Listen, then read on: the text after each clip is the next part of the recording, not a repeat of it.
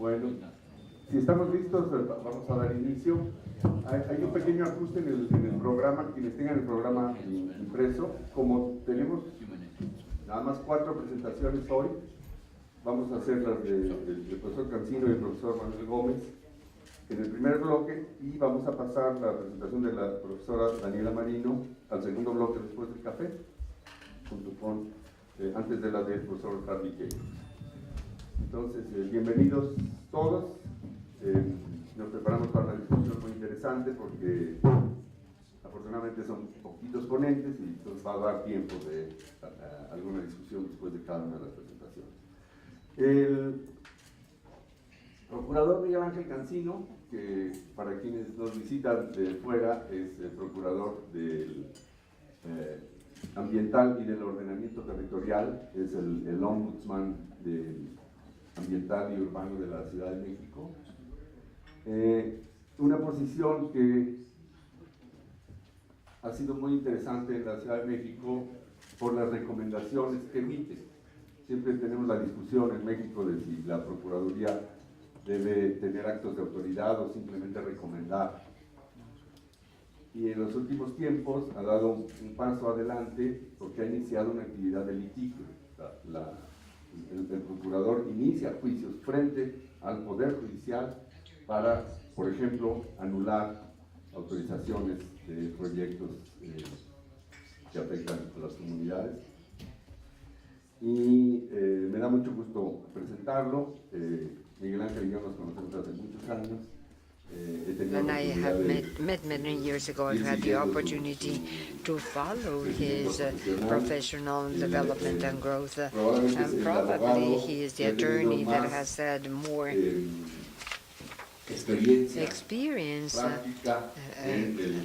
practical experience in environmental law in Mexico for more than 20 years now.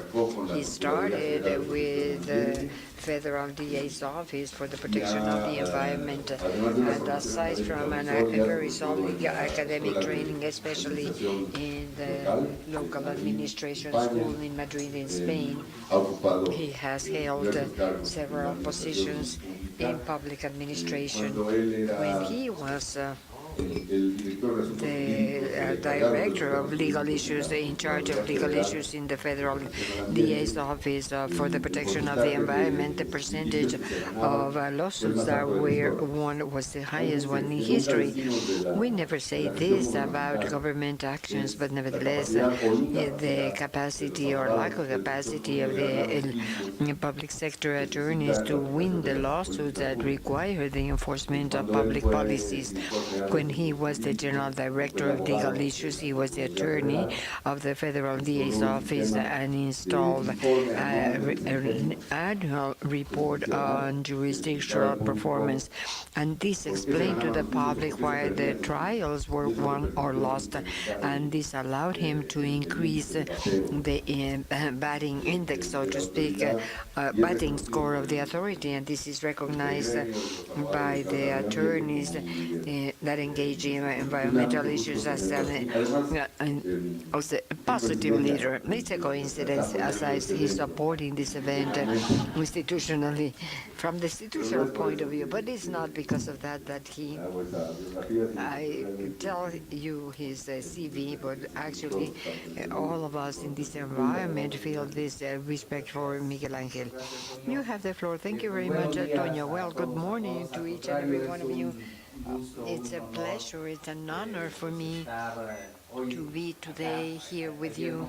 I was not able to join you today because I was precisely discussing urban and environmental issues, sharing experiences with the municipalities in the state of Guanajuato, with officials of the state of Guanajuato also, but gladly we join the summons such as the one that allow us to be here today.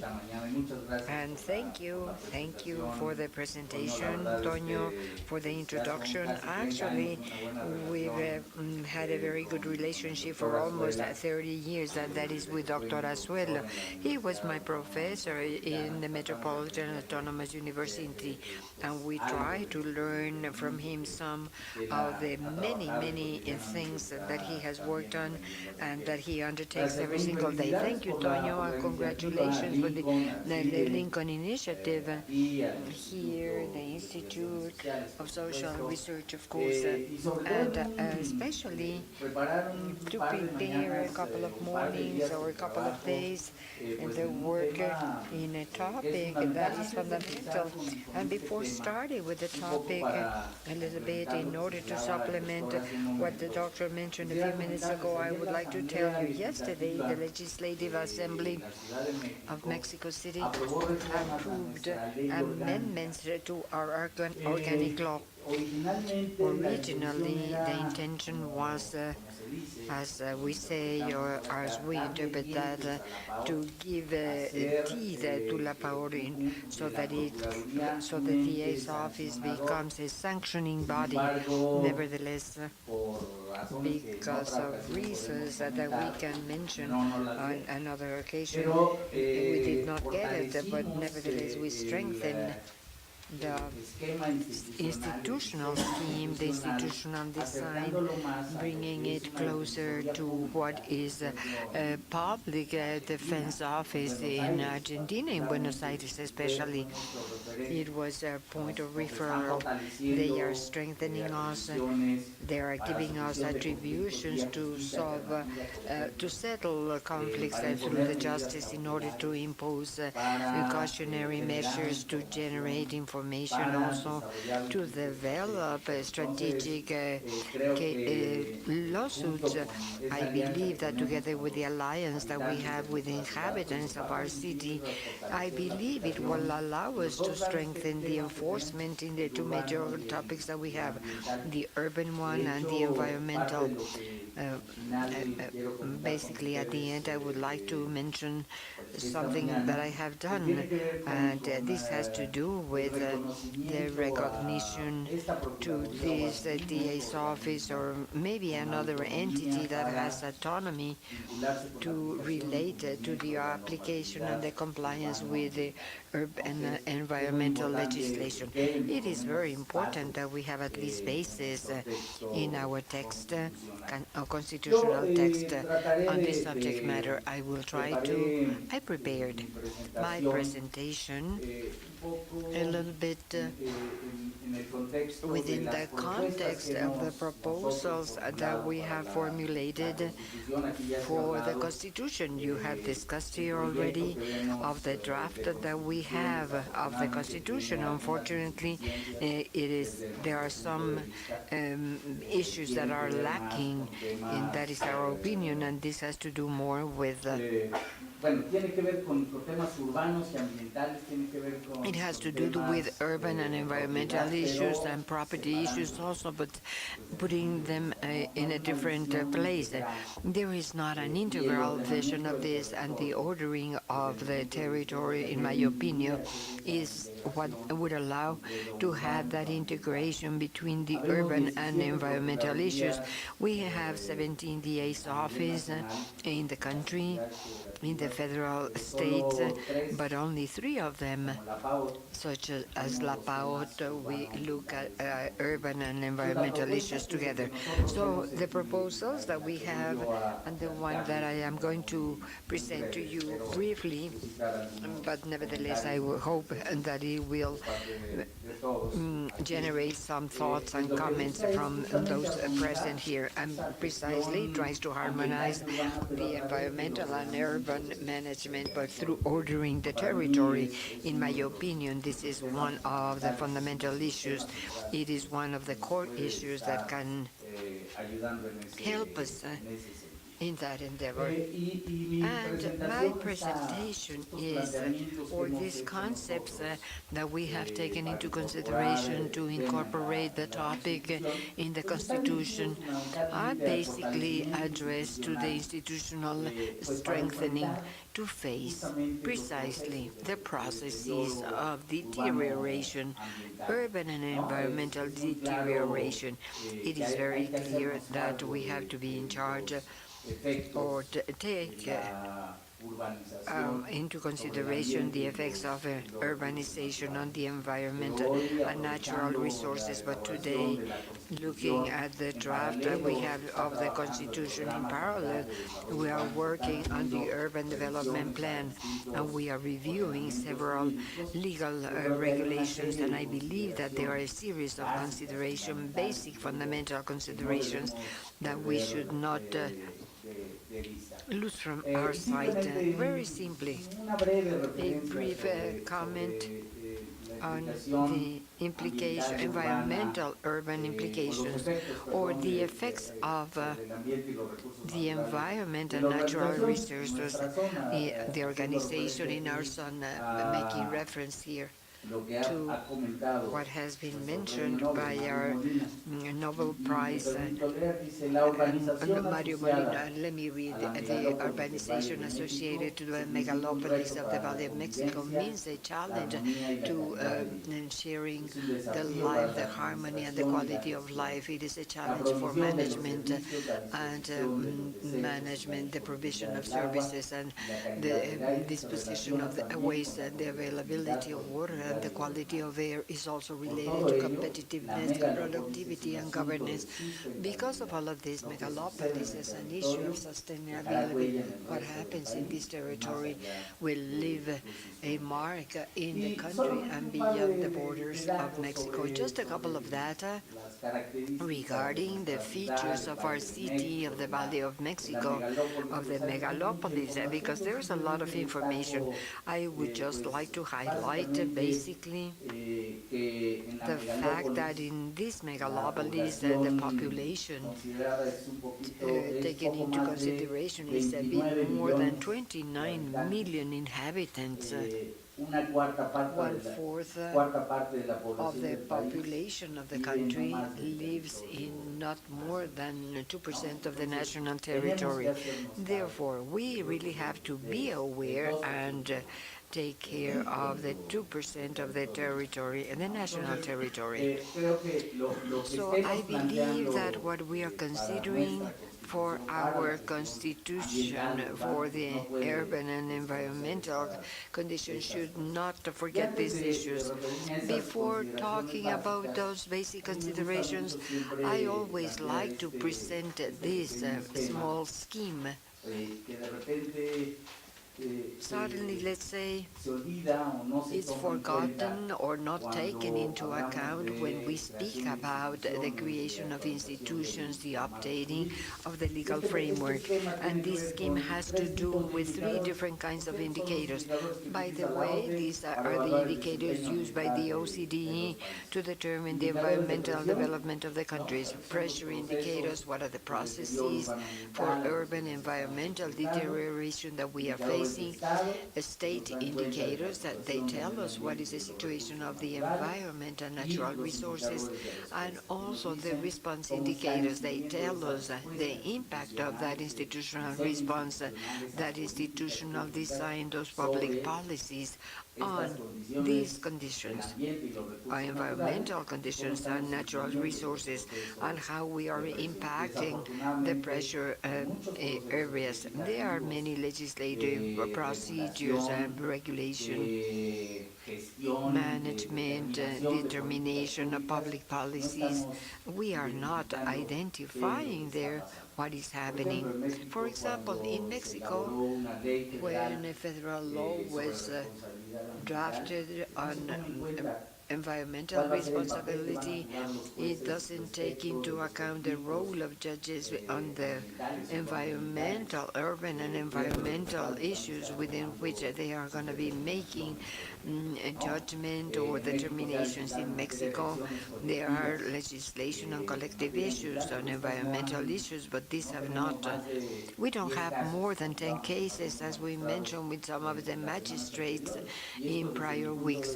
In my opinion, this is due to the fact that we have not taken with clarity the effect of that regulation on the processes, the kind of conflicts about which we'd like to be acting. One first issue that we try or we discussed in the process that started at the beginning of the year with different groups that have been formed for the preparation of the project first and now with our constituent. We try to get these things so that these things are taken into account by them, and based on that so that they can make the decisions on many topics, the urban and environmental, the territorial one, that is very important also. And in La Paola, I would say, in order to tell you, to illustrate the topic, La Paola has the subject matter where we receive more resignations, the topic of the use of soil. There are other topics, but the use of land, of soil, is the topic where we have more denunciations and are presented to us by the inhabitants in our city. By the way, the number of claims continues to increase. Obviously, the problem today is very clear. I don't want to go into this topic in detail, but nevertheless, from the social standpoint, from the political standpoint, fortunately, the topic of real estate development, environment, impunity, corruption, a lot has to do with those institutions that have to be enforced or not for the settlement of conflicts. For those of us that are in this city, the problems derive from the general rule of ordering number 21. It promotes a diversification or promotes the construction of low-income housing. They are abused, and this has generated a significant distortion throughout their development.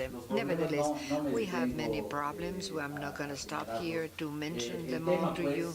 And the topic in the Constitution, in the debates that are taking place within the constituent are very important, and that is why we have to see them in a dimension, in a broad dimension. Now, the considerations that I will discuss with you in a few minutes is that what they are suggesting is to look at this issue in an integral way. These are the minimum elements that we should be incorporating in the Constitution in order to make progress and have a sustainable management of the territory, combining urban and environmental issues. In a perspective that is very general, there are topics that we have focused on very much in the debate. For example, property with Dr. Azuel, and the debates that you had yesterday, as I was told, have a lot to do with property, but nevertheless, it goes a little bit beyond that, and that's what I'm going to be talking about. Number one, first consideration, in my opinion, this is a topic, fundamental topic. I believe that the basic focus, not only in the topic that we're discussing here today, but also throughout the Constitution, has to be the protection and defense perspective of human rights. This is a topic. In 2011, our Constitution is amended, and the implications of that on daily management, at least on the authorities of the three levels and orders is fundamental. It is very, very important. And talk and relate the topic not only to the right to the environment, the right to water, to the repair of environmental damages, and the topic of repair to the city. This continues to be a topic that is quite abstract. Habitat 3, we did not see there many elements to work on. Nevertheless, at the end of the day, I believe that this is a topic that we have to discuss, and we have to be able to not only identify the rights that we have in the Constitution, but also based on that, that it would allow us to go beyond the Constitution, would allow us, for example, to generate indicators that the public policies are generating, indicators in order to identify if we are making progress or not in the guarantee of these human rights. For example, legislation regarding climate change goes together with the sound environment. This is what our Constitution says. Nevertheless, I believe that we have to create a relationship that is virtuous between not only the establishment of those rights, but also create true frameworks, institutional frameworks, in order for us to be able to control how we're making progress. Think about the right to water, to housing. In the case, for example, of climate change, the indicators can tell us how much the public policies allowed to take care of vulnerability issues. Well, in my opinion, there are in the human rights arena an entire homework and major challenges that we have to face.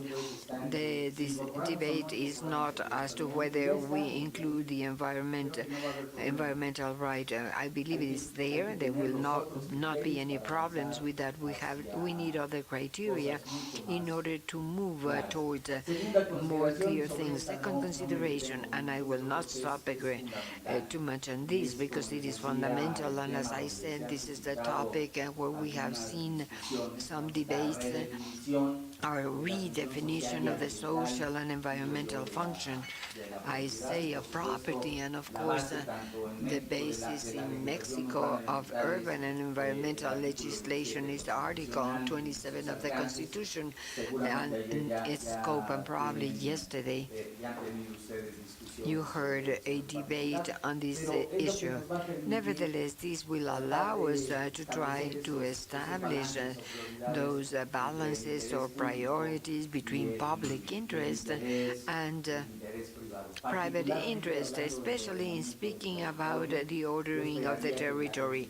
I would hope that in the Constitution we have enough criteria so as to once and for all integrate our processes of planning the territory. Today in Mexico City, like in many other states, we continue to have two different processes to regulate the activities on the territory. One is called by ecologists, by geographers, and another one by architects, urbanists, under a totally different reference. The urban is different from environmental issues. Habitat 3, it is clear to us that this way of environmentalism, to consider the city as the enemy, apparently it is being diluted. And institutionally, we have to be able to have a single instrument. In Mexico City, we have a general program of urban development and ecological ordering, as if these were two different things. The rural area and the urban area, as if they were not linked. Well, Tres, y este es un, digamos, 3, and this is un tema aparentemente sencillo igual. apparently a simple topic, but nevertheless we have to leave clear the idea of sustainability and the economic development. As is stated in Article 25 of the General Constitution, I believe that the Constitution of our city should recognize that. By the way, the draft of the Constitution, in my opinion, has a confusion between the planning system, economic planning system, and the territorial planning system. The first one has to do with Article 25 and all its implications on the planning of development, economic planning, and the territory obviously should be a component, but this is different from the planning of the territory as a result of Article 27 with a different kind of implications on property. So, 4, in my opinion, this is one of the most important topics today, at least in Mexico City, and I believe in the institutions of urban right or urban law. We do not have referrals in order to make clear decisions because, or why allow, for example, that Mexicana, this is a piece of land, for those of you that are not familiar with it, in Santa Fe we have a 70-hectare piece of land. It was just decided that 2/3 are going to be urban park and 1/3 is going to be devoted to housing. 1,800 houses, residential. This is a piece of land, and some years ago 5,000 houses were planned, and many years back 8,000 houses, and there's been a conflict, a debate regarding the use, and at the end that economic topic decided that what is going to be done, be done. So what happens with the environmental issues, with mobility, with the quality of life, with water? There are no referrals, in my opinion, or San José Insurgentes. What is the maximum limit in the densification? And I believe that we should be able to set the general criteria in the Constitution, at least, in order to have in the secondary legislation those points of referral that are basic. In environmental issues, we talk about the capacity of load, functional capacity, environmental services, and ecological too. We have the resilience issue in much of the in the management of the city, but nevertheless we have to make it legal so that this is a point of referrals. Today, fortunately, we have a very interesting information that can give us many elements. For example, I've never heard in the debates, we've not been able to be in all the sessions that we'd like to be of the constituent, but for example, the Agenda 2030 or the development, sustainable development, these are important issues, at least in using in the best way the territory. And this is not clearly reflected in the debate, let's say, the formation of the basis of our institutions. Number 5, protection of goods and specific resources. There have been examples in other countries, the incorporation of some natural resources and some goods help a great deal to protect and to conserve and to rescue our city. I believe that we would gain a lot if we were to incorporate some of these goods. I call your attention on the urbanistic and architectonic patrimony, or the barracks, or the green areas, and of course the conservation soil, and many other resources that in my opinion would help us. And we have to be careful about this. The idea is to link all of these issues in order to strengthen that institutional framework that help us. 6, well, of course,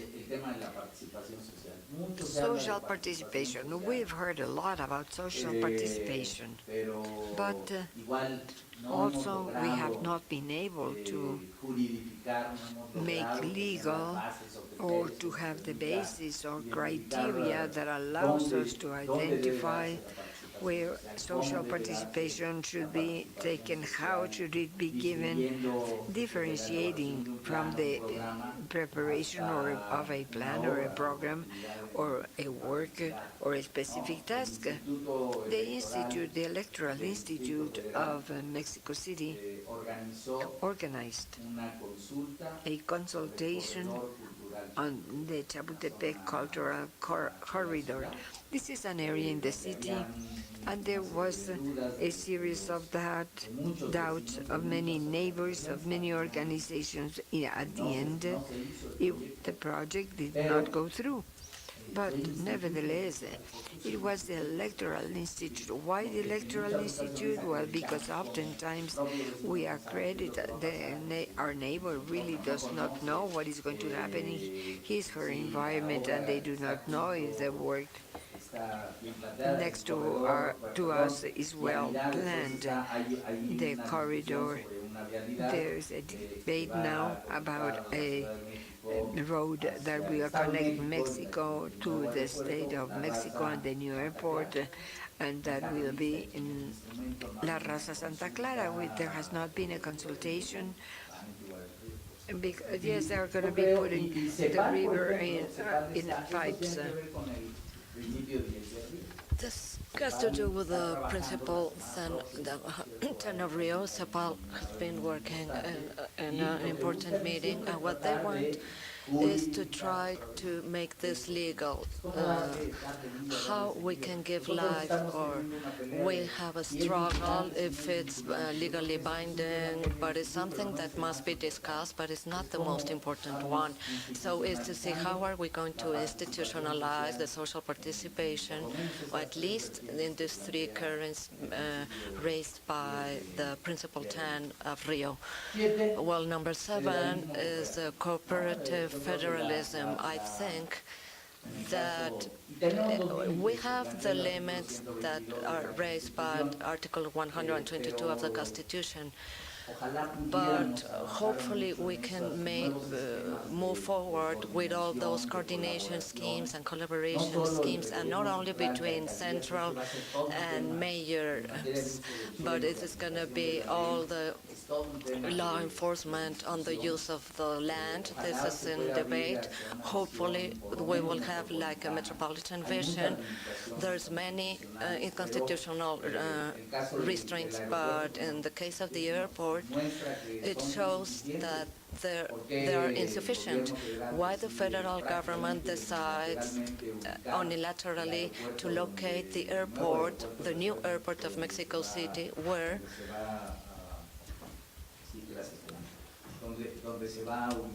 why the government of Mexico City has to be deciding on what to do with the land.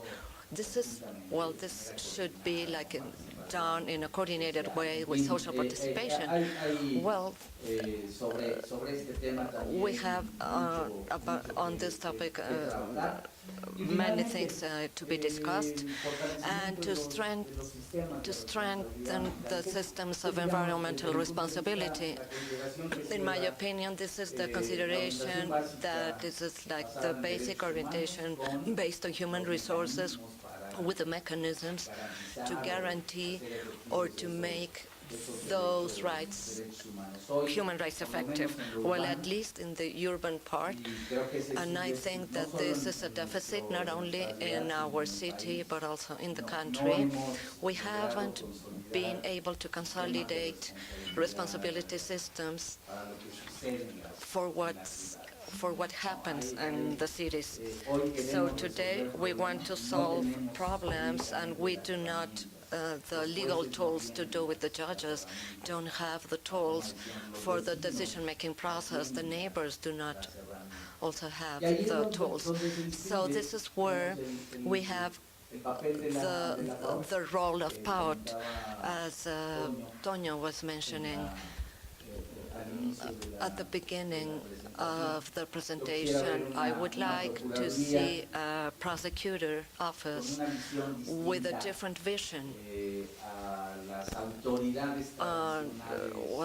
compared to the traditional authorities, the sanction authority that is traditional, with a series of goals and strategies linked to the protection and guarantee of those rights that correspond to us, and how a great deal of tools that if they are applied efficiently in a timely manner, will allow us to make decisions on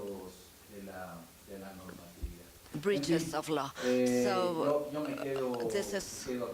this is my presentation, and I hope that this could be useful. Thank you very much.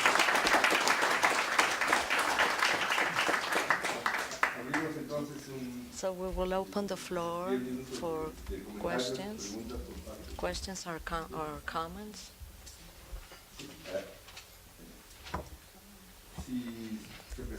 Well, please introduce yourself. Well, hello, good morning. My name is Emilia Garcia. I'm the director of Techo, volunteer association of Latin America that work with irregular settlements. I would like to know about your opinion, and what do you think about the Xochimilco case, that we know that it is a zone protected by the UNESCO, and it is this is a natural reserve area, and we know that the authorities know about the existence of more than 938 irregular settlements in the area.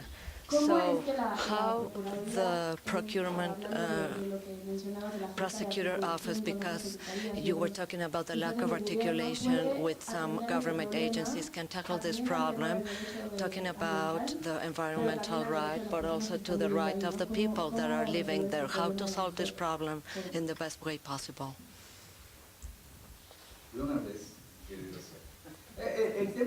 Well, the irregular settlements, I would say that, well, Xochimilco, the natural patrimonial area, Tlahuac-Milpalpa, it is a very special area because of the regime, but this is a problem that we see in all the conservation land, all the 853 that are formally identified as irregular settlements. I would say that what we have been doing from the prosecutor office, based on what the delegation programs state, is that to try to give information in order to make a decision. The delegation programs, except Coajimalpa, say that if there are irregular settlements, a diagnosis must be made, identify if the settlement can remain there, well, depending of the circumstances, and if cannot remain, or it should be partially removed.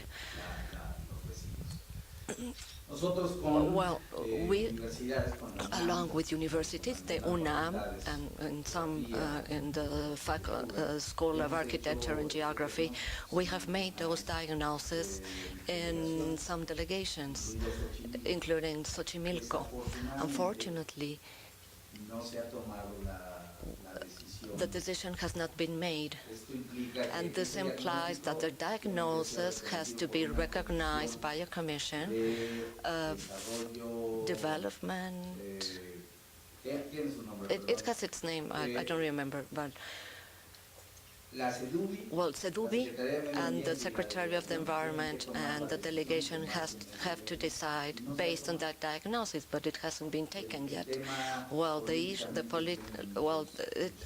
it's got many problems in terms of policies. If you have like a new vision in the order of the territory, It is like we are planning to have an area where all those diagnoses will be recognized in the identification of this intermediate area between the urban soil and conservation land in order to provide the treatment, the proper treatment to irregular settlements. This problem is because the eviction, well, we have privileged the topic of risks mainly. Well, the risk has been the most important point for us because the methodology was proposed by us, but Sedubi and Sedema, and always the idea is to look for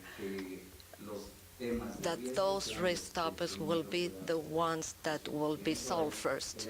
So that's why there are delegations that have more problems, like Álvaro Obregón. Álvaro Obregón, we performed like a planning regarding all those settlements, what is lacking the political will. So this is a case where we have struggles and the right to the environment versus the right to the housing. So this is a topic that has not been solved, but we would hope that this we would have a kind of solution. 1, 2, 3, 4. I think we're going to take them all. No, I am Sandra Crechel. I'm a lawyer. Well, recently, I don't know if they were approved in the two chambers, the new general law of urban settlements, and it has a more comprehensive vision, and many things that you mentioned before, including the three branches, the federal and the local legislatures, to adapt all the disposition to this new law. Even it has been discussed because there are other things like the right to the city that is foreseen in a different way in the project and in the already approved law. I don't know if this, or do you still have, do you see this kind of deficiencies? Do you prefer to take them all? Or, okay, let's go to the other question. Good morning. Enrique Silva from Instituto Lincoln. Thank you very much for your presentation. Well, the main topic of your presentation is how difficult it is to make this legal, and I can imagine the reasons by which it is very difficult to make this legal. And now we are talking about the new constitution context, and hopefully the constitution will be a good vehicle to correct some of the problems or to establish a new strategy to solve previous problems. There's a pressure under this process.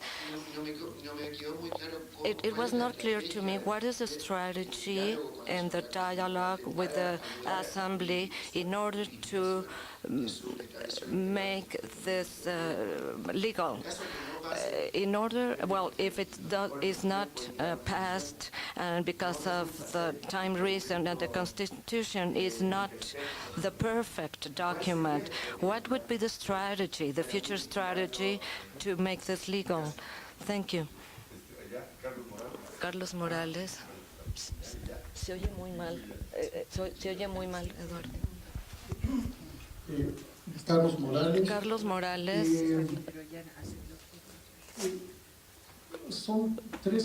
There are three things that are linked to each other.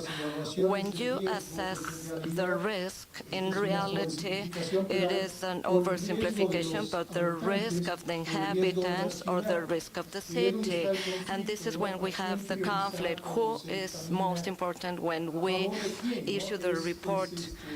So those decisions have to be made in terms of eviction or not. And something that we covered yesterday, and we call it like neighborhood crazy. In the U.S., it is equivalent to the Lulus and Lindis, that yes, but not yes and no, but not next to me. And I reject everything that I don't like. And I'm thinking about what is being discussed in the participation literature of all these processes, the capture of the elite.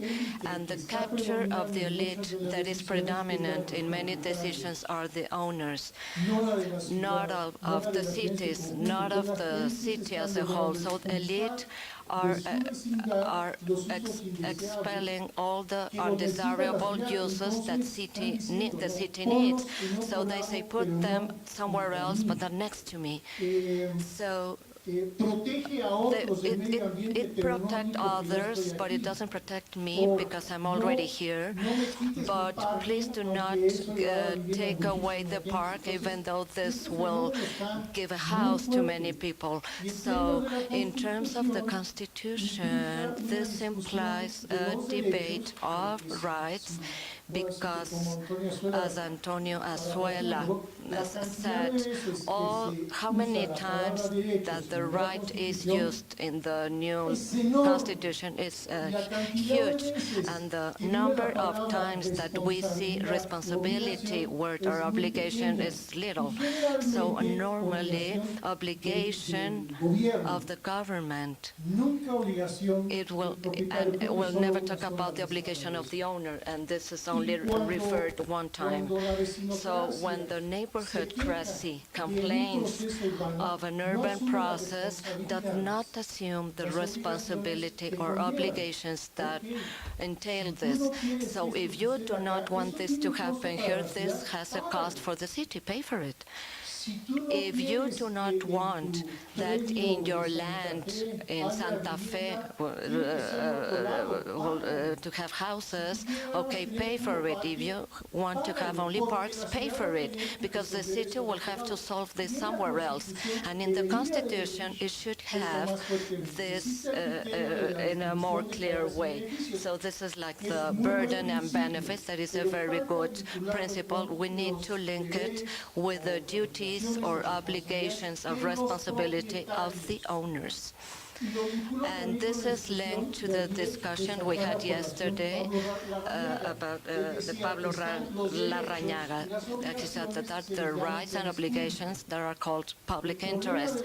But the problem of seeing this way is that the public interest is something that is different from the right to the property. The state has to see this. If I'm told, like an owner, you have the right on the property, and there's a public interest, the public interest is not mine. Instead of drafting it this way, you have rights but obligations with the cities. So this interest public, I'm also responsible for the public interest, and this is missing. I don't know if you have discussed this in PAOT. Well, it's going to be interesting because we are running out of time.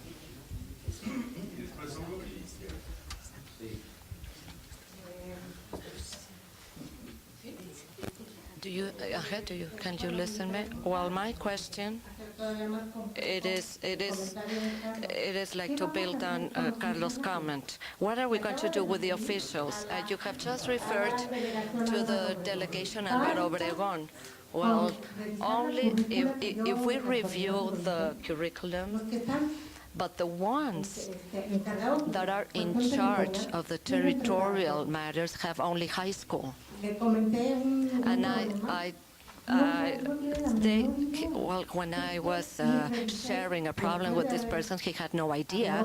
And after I talked to her, I reviewed the curriculum of the remaining officials working there, the ones that are in an important position when taking like important territorial and environmental decisions. They only have a high school. They do not have like an undergraduate degree. I'm talking about Álvaro Obregón delegation.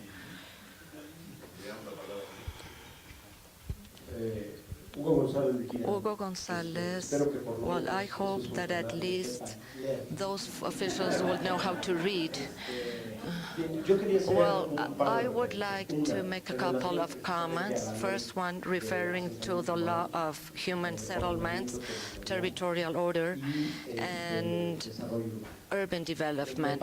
I think, I don't know, well, we need to talk about this. What is going to be the function that the Constitution of Mexico City will have in relation to everything that is stated in this law? Because there's a whole series of elements that are managed.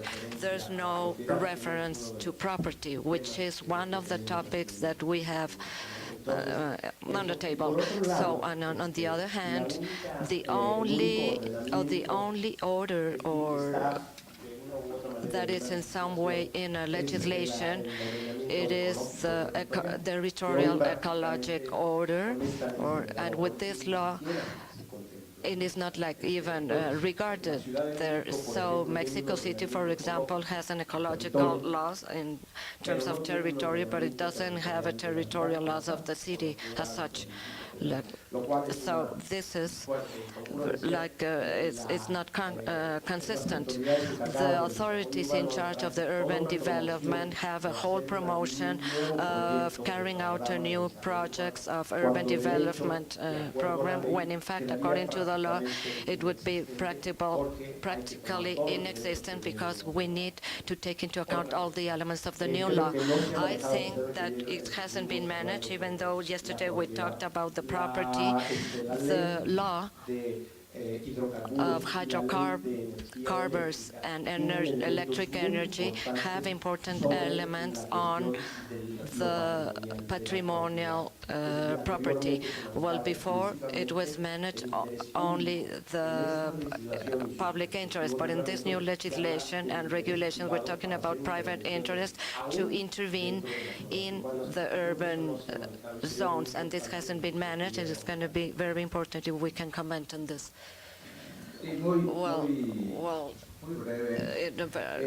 Very briefly, like the new law and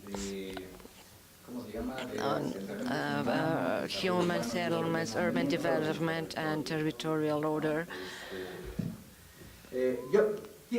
Well, it has to be like a reference, but I would say for the formulation of a local constitution, we need to take into account, we need to go to Article 122 and also the 27, of course, the General Constitution, 122 and 27, and others, and many others. So we need to see to what extent, well, the law is moving forward, but unfortunately, it lacks caffeine. Like there was like a project that was interesting. Even there were foreseeing chapters in economical matters, territorial order, unified as habitat. In order to pass the legislation process, they took away the caffeine. So we're just taking some references in the reviewings that we are carrying out, but only like a reference.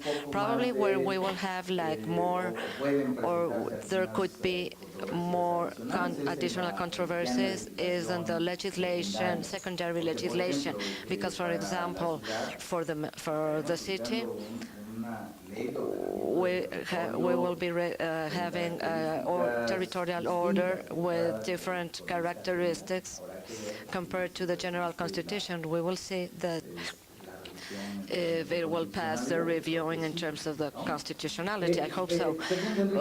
Secondly, the strategy. I would say that the procedure of the Constitution elaboration, it is a procedure like it is not quite orthodox So our strategy is to try to make influence on decision makers, like to go with constituent by constituent or groups that may have some incidents. Well, unfortunately, Enrique was not here, was he? Well, but the one that is coordinating all the commission that has to do with these topics is Enrique Provencio was the first prosecutor, environmental prosecutor, and ombudsman, and we are trying to work with him as well as with other legislators and political parties. I don't know to what extent we will be have an impact. In case of PAOT, I would say that we do not have like a specific focus where we on the neighborhood crisis. It's a whole issue to analyze. This is more reflected on the partial programs. Many partial programs have, like Hugo, in San Jose Insurgentes, 15 years? Sorry, Miscuac. Sorry, my microphone. Well, those are programs that they should be reviewed. But the neighbors in this, I would say,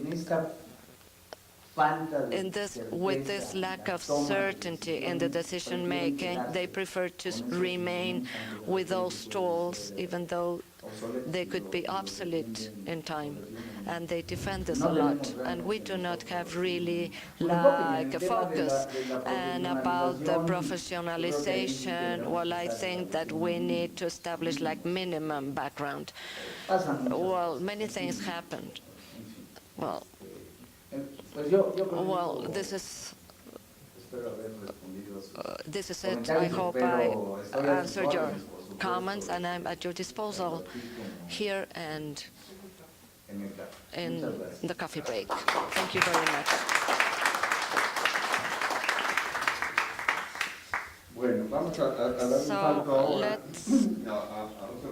We're going to switch gears. If you think that this is a seminary over a particular topic, could be kind of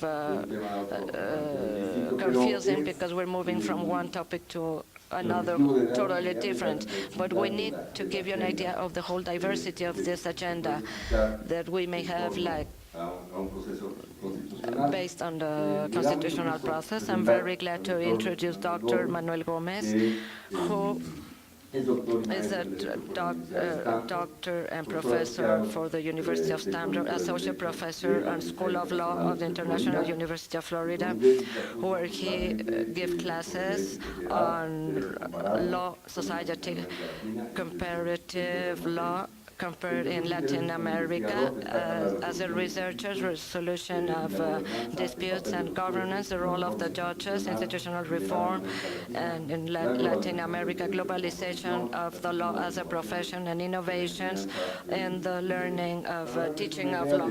So to give you just an idea of the academic leadership, Professor Manuel Gomez, in June, in Mexico City, we will have a very important event. Hopefully you can take note of this and see if you can attend, which is the annual conference of the Law and Society Association, jointly with the Committee of Research of Sociology of Law and the International Sociology Association. These two associations are the most important groups worldwide of the approximation of the law from social science, and every 4 years they hold these conferences together. Now the conference will take place in Mexico City, and for the first time we will have a discussion very rich, because in these congresses we have 3,000 people. Those are big congresses where research on relationship between law and society of the world. So Professor Manuel Gomez is the chairman of this, is the president of the, because of the leadership in the Law and Society Association and the committee, research committee in law sociology of the. I'm very glad to have him with us today. Welcome. I apologize because of the accidents that you had when coming into Mexico. He didn't have a reservation at the hotel, but we managed that he had a good bed yesterday in a hotel of the Colonia Roma. So I give you the floor for 40 minutes. Well, thank you very much, Antonio. Thank you for being here. Let me clarify something. It's a triumvirate that is organized in the Congress. Lawrence Friedman and my colleague Masayuki Moramaya from Japan, but we are going to be glad.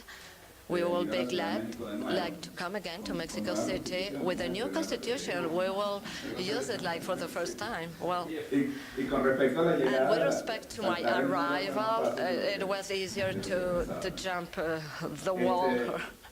Well, the title of my presentation is a reflection with a humoristic focus. Well, mine, yours, and it has a background, serious background, and we do not make this discussion trivial because we are talking about a very important topic, which is the property. What I want to highlight is one of the great dilemmas of property that we have referred in this conference. It is the property conceived as an individual right, the mine, yours, nobody else. The what is mine is not yours. So we want to have something together we need to agree upon. So this way of seeing property as something mine or something yours, and on the other hand, the property understood as a state institution, as a right of all, of nobody. Or when I say the rights of all, it is, and using the phrase of nobody. So what I'm referring to is that the big difficulty is that poses, like, to put this into practice, the right that will guarantee the social welfare and the social public function. Well, the property is a very complicated concept, as we have seen. Antonio yesterday reflected on this. This is, and it is true. Many people know this, but nobody talks about this. But the property has a very important content, a political content. So it is much more important than the legal content. I think that the only ones that the legal content of property is very important are the lawyers and legislators. And as Antonio said yesterday, which was interesting, when we were talking about your research done that revealed that during 10 years, 400 works performed by important constitutionalists in Mexico, there was no one referring to property right. So this explains that how this is important for a period of time when the law is new, but when we are going to change the law, the property is it's mentioned lots of time. Political issues are not only referred to political issues formally.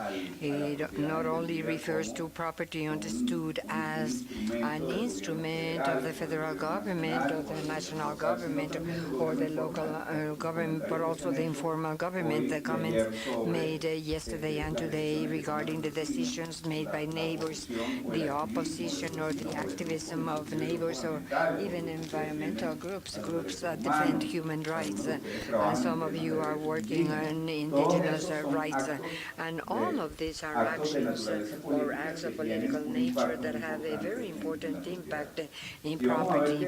We're going to see how, in the case of Cuba, is going to be very interesting in this field. There are other issues that make the property, reveals the complexity of property, and this is the one that allows us to undertake property and take it under a bigger than polar or dual vision. Property does not try to oppose individual rights to the construction of property by the state. Sometimes, and we are going to discuss this symbolically in the case of Cuba, they try to do this from the beginning or at the beginning as a kind of a political manifestation. Property does not belong to you, or you, it belongs to everyone, and it will be the revolutionary government who's going to be in charge of this and make sure that this is so and there are no deviations. This was the law in the books, that bipolar conception of property. Property, we have to proscribe individual or property as it is understood in a political system that is adverse to the revolutionary system, and this one will be in charge then of controlling all of that. And what reality will allow us to see, and this is one of the reflections that I would like to leave here today, is that actually what happens is that there is a spectrum. There is not an entirely private or individualized property, or another one that is public and is different from the liberal notion of property. Actually, what law tells us is that this is a spectrum full of complicated characteristics. And my final comment regarding all of this for what was or is happening in Mexico City is called the attention to those intermediate issues, so that we don't stay on the end between both ends. That is, the case of Cuba is a unique case from many standpoints. It makes no sense to discuss now this because I have limited time to make my presentation, and this is something that the public knows so well that I am certain that there will be people in the room that know more about the topic than myself. Nevertheless, it is a very interesting example, not only because of the contrast. I believe that there are many more items of convergence, regional convergences in the Cuban case than what we believe. But nevertheless, it is very important. It is a very interesting reality to analyze property in order to understand the problems of property in Cuba and see if we can extract lessons from Mexico or for any process of discussion regarding property. It is essential to explain recent history. By recent, I'm talking about the last 56 years, and this is what the Cuban Revolution has lasted. And this is my added value. I hope that we see the official right, but also the one that is in the books, but also in action. I should not say the right in action at the top, and the one in the books below that. The three topics that I mentioned today is, as you can see by the arrows that we have on the screen, the first stage is the one that I call the revolutionary peak. It starts in February 1959. That is when the revolutionary headed by Fidel Castro and others take control of Cuba. But rather we're talking about May the 17th, when there is a very complete act, and that is the passing of the agrarian law. Then we have the second stage. It goes from 1979 approximately, maybe a little before or after, depending upon who you asked about this. There is a marked culmination of the stage in the year 2010. That is the peak of changes, and this population growth peak of development also depending upon who you ask about this. Some will say there are some development indicators, and this is a development stage, a stage of growth of the population and also of growth of the complexities of a population, housing crisis, and then in the 90s a deep economic crisis as a result of the disappearance of the Soviet Union. This was like the source of power, economic power, that is. And what happens is a major lack of connection in the process between written law and right really acted on. There are some actions that are very interesting, and in the most recent stage, this started in the year 2011 until today. That is the so-called economic opening. We're going to see that is a shy opening, but nevertheless, it does reflect that there is a jump between both stages. I hope that this tour through the 5 decades in Cuba will help us see the debate of property from a different point of view, I hope, and that is useful to you. So what happens on May 17, 1959? This is a period of a lot of uncertainty. It is a period where a group, a revolutionary group that had prepared a manifesto of transition, saying this transition manifest, what it means is that we are only here as an instrument to bring about the stabilization of our country. This is a transient. There will be a democratic government. There will be a government that is subject to the rule of law. And this is a period where there's some kind of diplomatic communication between the revolutionary world and the democratic world. These are Castro tours or visits to some other countries, including the United States, in order to calm the state of mind and convince the representatives of other places that the Cuban Revolution was only something that was happening in between a very unfortunate situation in Cuba to a democratic, and it was unthinkable that there was democratic influence there. What happens is that on May 17, 1959, a law of agrarian reform is passed.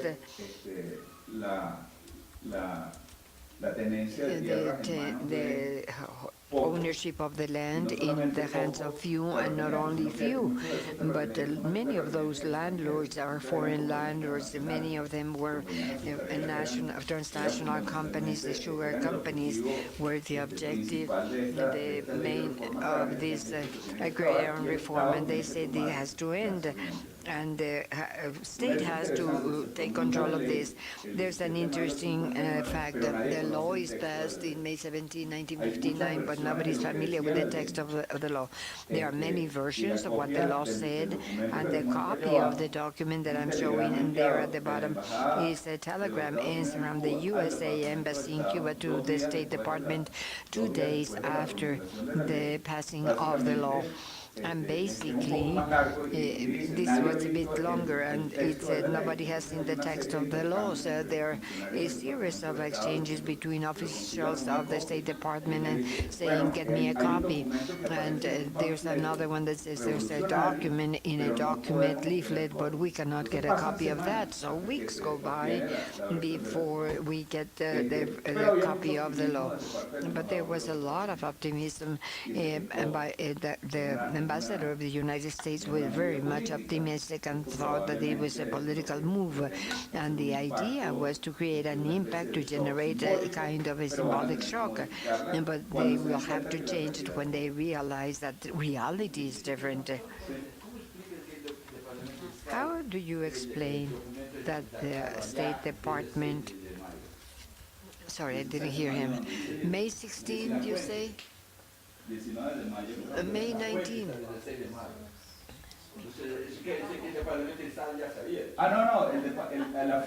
No, the source, the number at the bottom says 837.66. That's the one you're talking about? No, 16, sí. No, 16. No, sorry. No, let me tell you, I do not know if this is the date or the document number. I'd have to see that because these are the files. Well, likely, yes, it's likely. But the telegram was sent on the 19th. Maybe he just put it away until the 19th. Let us assume that this was so, and before that they knew nothing because actually they never amended the law. When the law is passed, there are corrections to the law, and then they were never amended it again. So what happens afterwards? In 1960, in the first place, we have the first approximation to this motion of revolutionary property, and we have the agrarian reform.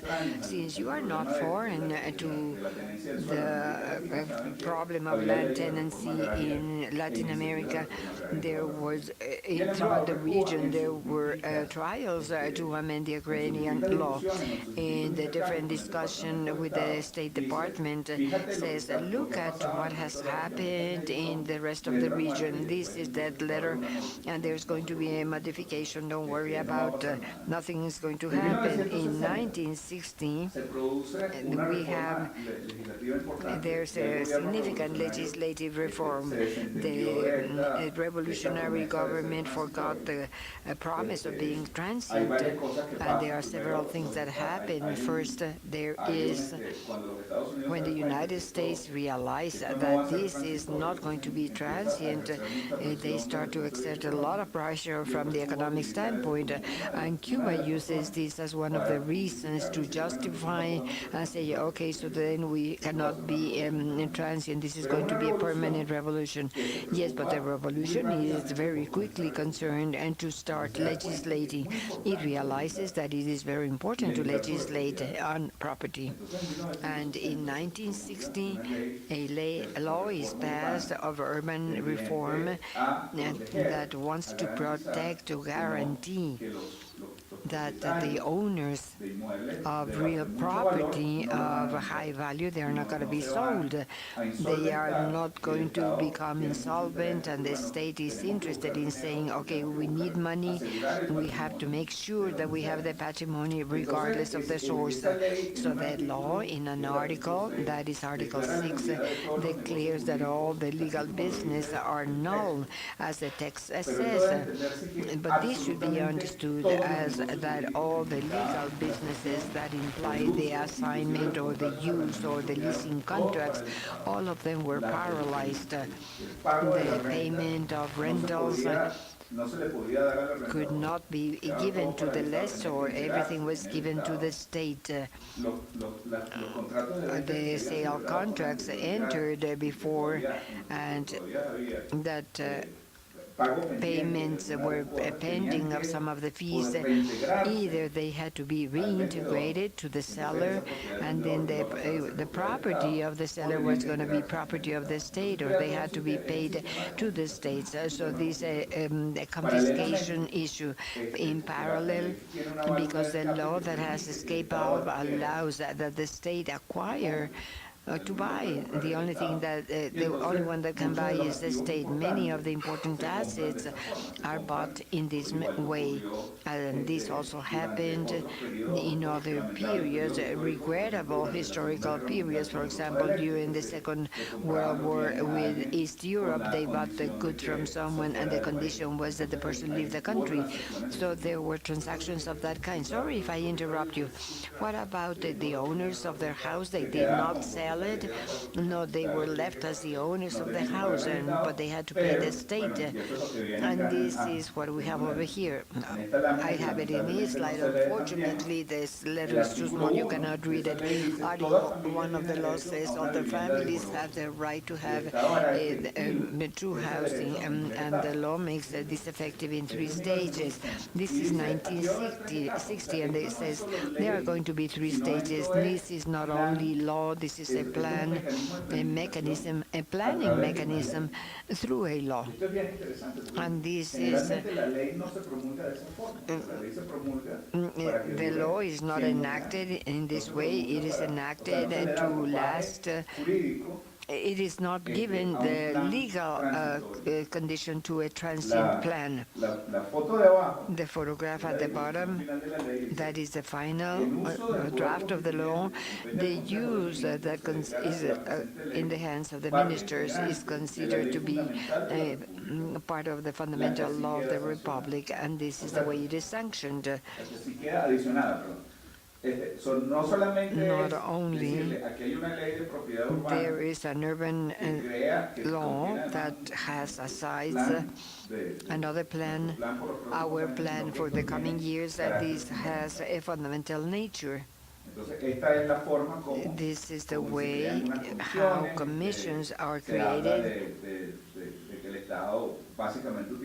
It says that the state will use the resources of the sales or these seizures in order to continue building urban houses. Everything sounds very good, but what happens really, the state does not comply. Cuba is really without economic life, let's say, it becomes really inefficient. During the years in the 70s, the population increases and problems increase as the population increases, and also the boom of the city dwellers, and then we start to have here where the law is different from in the books from in real life. So the house continued to be sold. Properties are still assigned, and leasing continues to go on. That is, that a Cuban society tries to find alternative mechanisms within the law. This is curious within the law in order to be able to have stability so that the ownership law allows it can continue. So the law cannot kill the right to own property. It can create it, but it cannot kill it.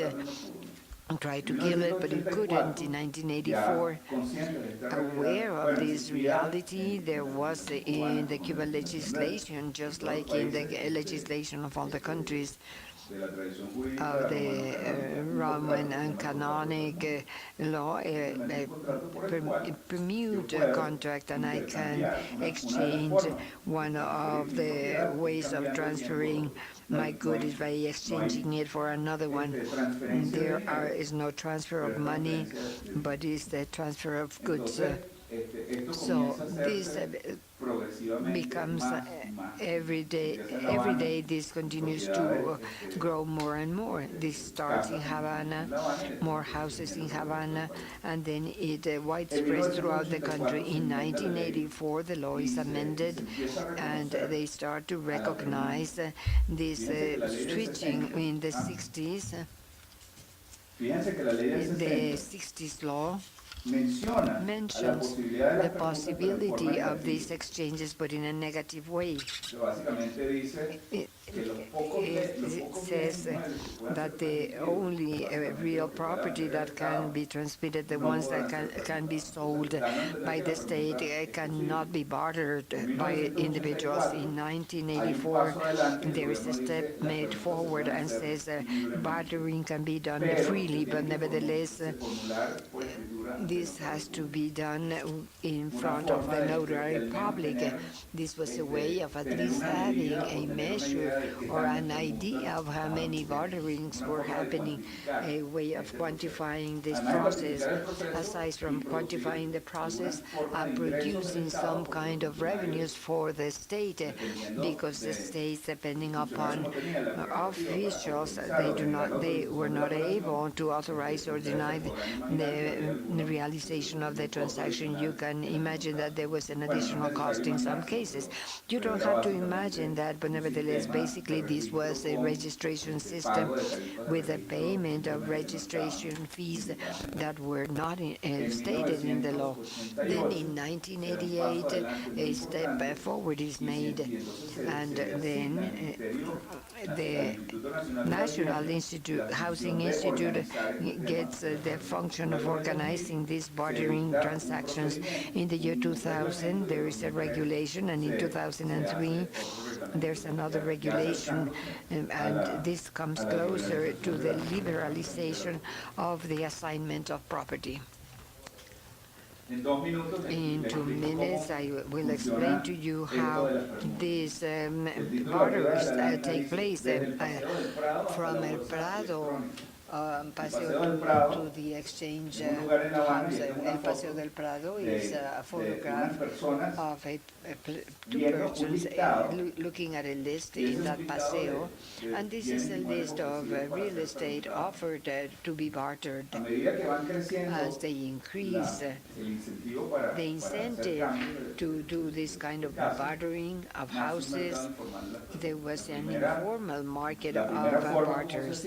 The first way this was done is that individuals went to this plaza and wrote in a piece of paper the features of the property they were offering, and they had to say the different modalities, and the modalities are 1 by 1, 1 by 2, 1 by 3. What does this mean? I change one house for another house. I change one house in Havana for a house in Varadero and another house in Pinar del Rio. I change one house in Havana for a room in Santiago, another room in Havana, and so on and so forth. So you had to look for the economic equivalence of the barterers. There was also and 1 for 2, 1 for 3, 2 for 1, and so on and so forth. Progressively, supplements were made. Let's say one house with tile floor had a higher price than a house that does not have a tile floor, and thus this valuation of real property that is highly sophisticated was created. Nevertheless, it was quite basic and totally informal, that it was outside the state. And then we had the figure of the barterer, the person that ran barters, and we had another one for barters. And then you can say, why do I need this guy? Well, because he was familiar with the notary, and this barterer would work as a real estate agency, like a broker, such a kind of. So what happens?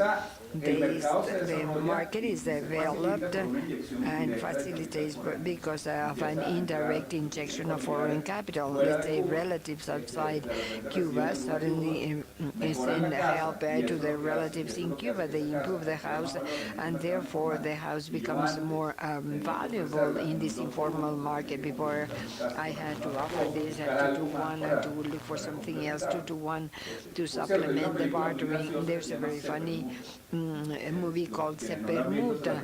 Those of you who have not seen it, you can just watch it and you will be laughing to death. And it explains exactly this, because the movie deals about this lady. She wants to exchange house, but her house is not sufficiently attractive. I will not tell you more about the film because we don't have time to. There's another way to transfer property in Havana. For example, marriage because of convenience. So what happens here, just like happens in the U.S., because in the United States you want to get a visa, you marry some American. So they marry first and then they divorce, and when they divorce, they divide the property, and then he would give the good to the wife. Actually, she was the buyer. And why was this detected? Because of the large number of marriages that then divorced. So people asking, why are people marrying and divorcing so quickly?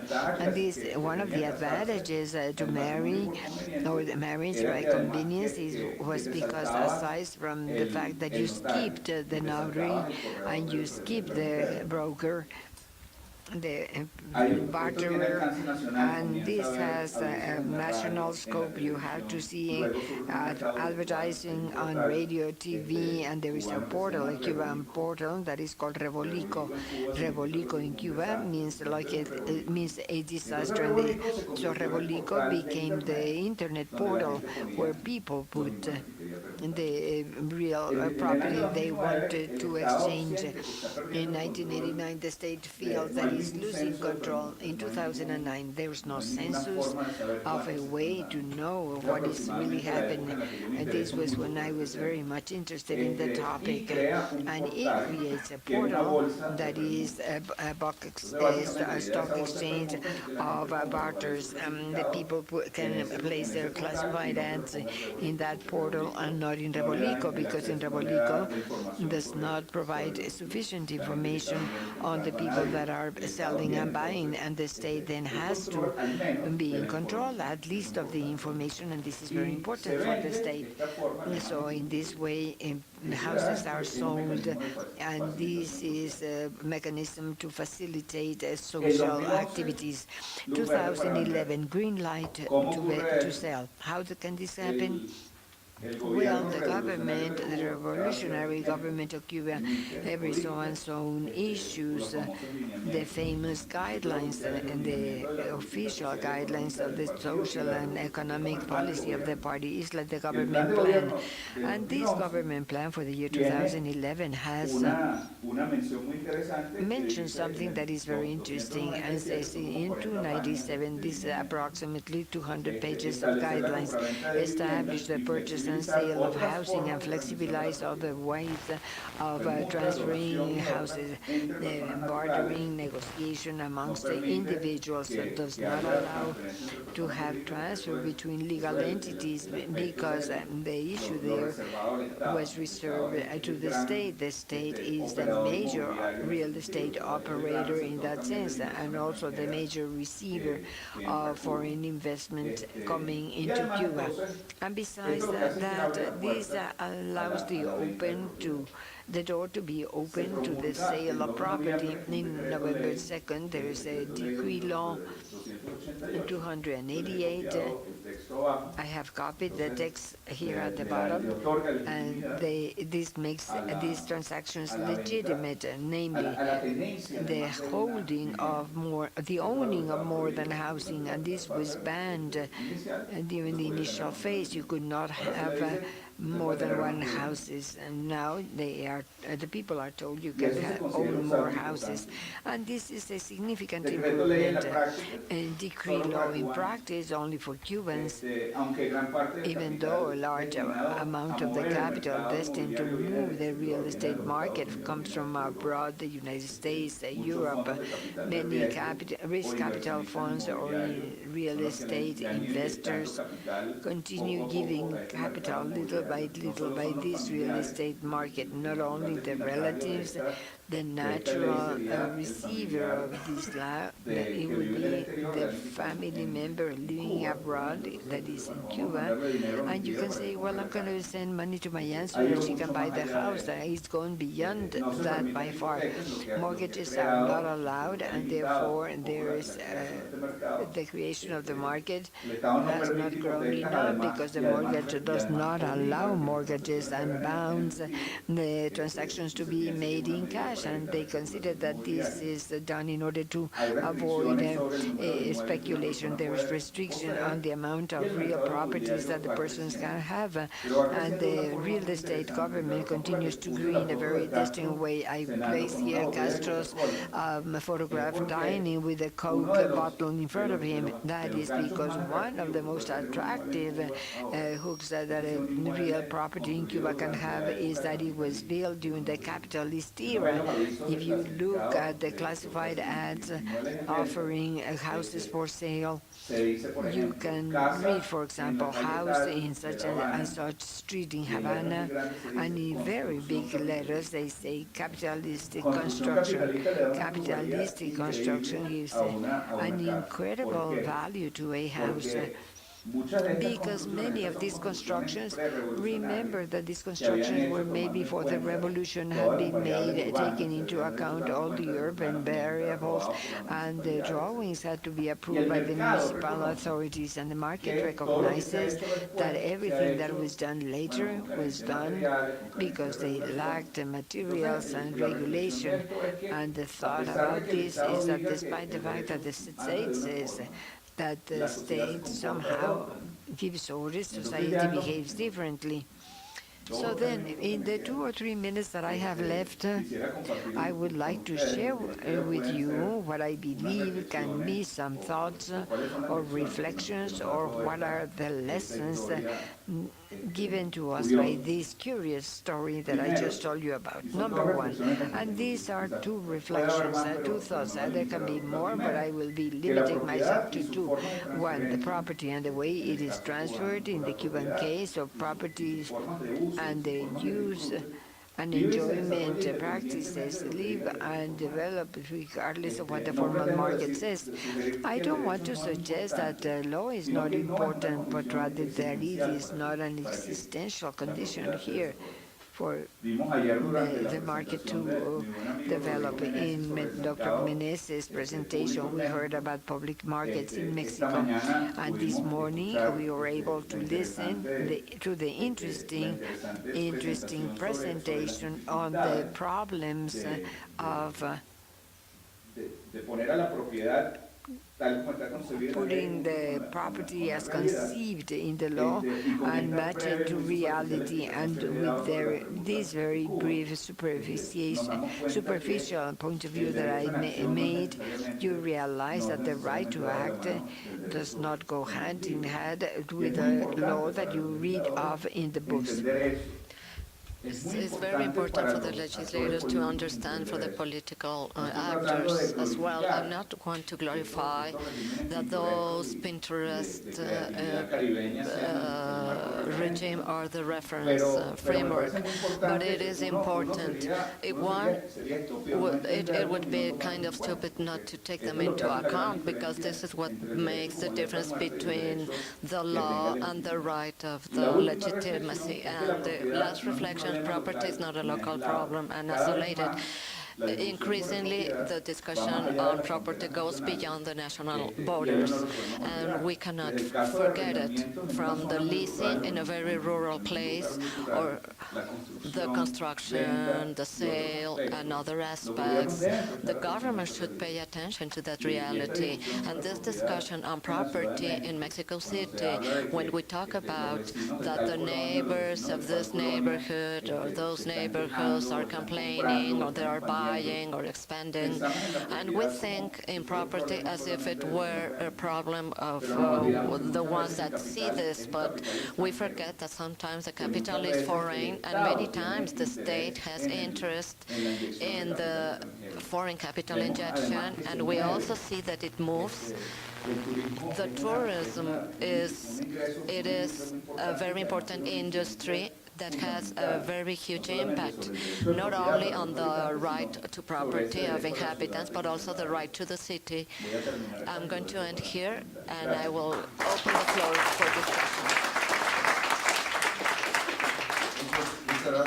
Thank you very much, Manuel. I think that this gives a very important touch in the Latin American context, and for many reasons. I don't know if we will need to have one more generation in order to talk about this with peace of mind, but in Latin America there are two words that have emotional burden, which is very difficult to have an approximation in social sciences. One is property and the other one is Cuba. So those are like sacred spaces, and it's very difficult for my generation when you talk freely about this. We need to have one more generation, but you are provoking the Latin American debate, and this affects us as an intellectual challenge. I'm sorry for my comment, but Martin, Carlos, the ones that haven't spoken is Brody, then Martin, and then Carlos. Okay. Well, only like to be like more fair. I have a comment with respect to property seen as something that exists in the political world and not in the legal world. I think that Cuba case and the informal cities show us that it's not necessary, or the exact word is that the property is politic. It is relational, because what we see in Cuba is that in the world that we cannot transfer because of the traditional modalities of the property, it creates like personal networks of property transfer.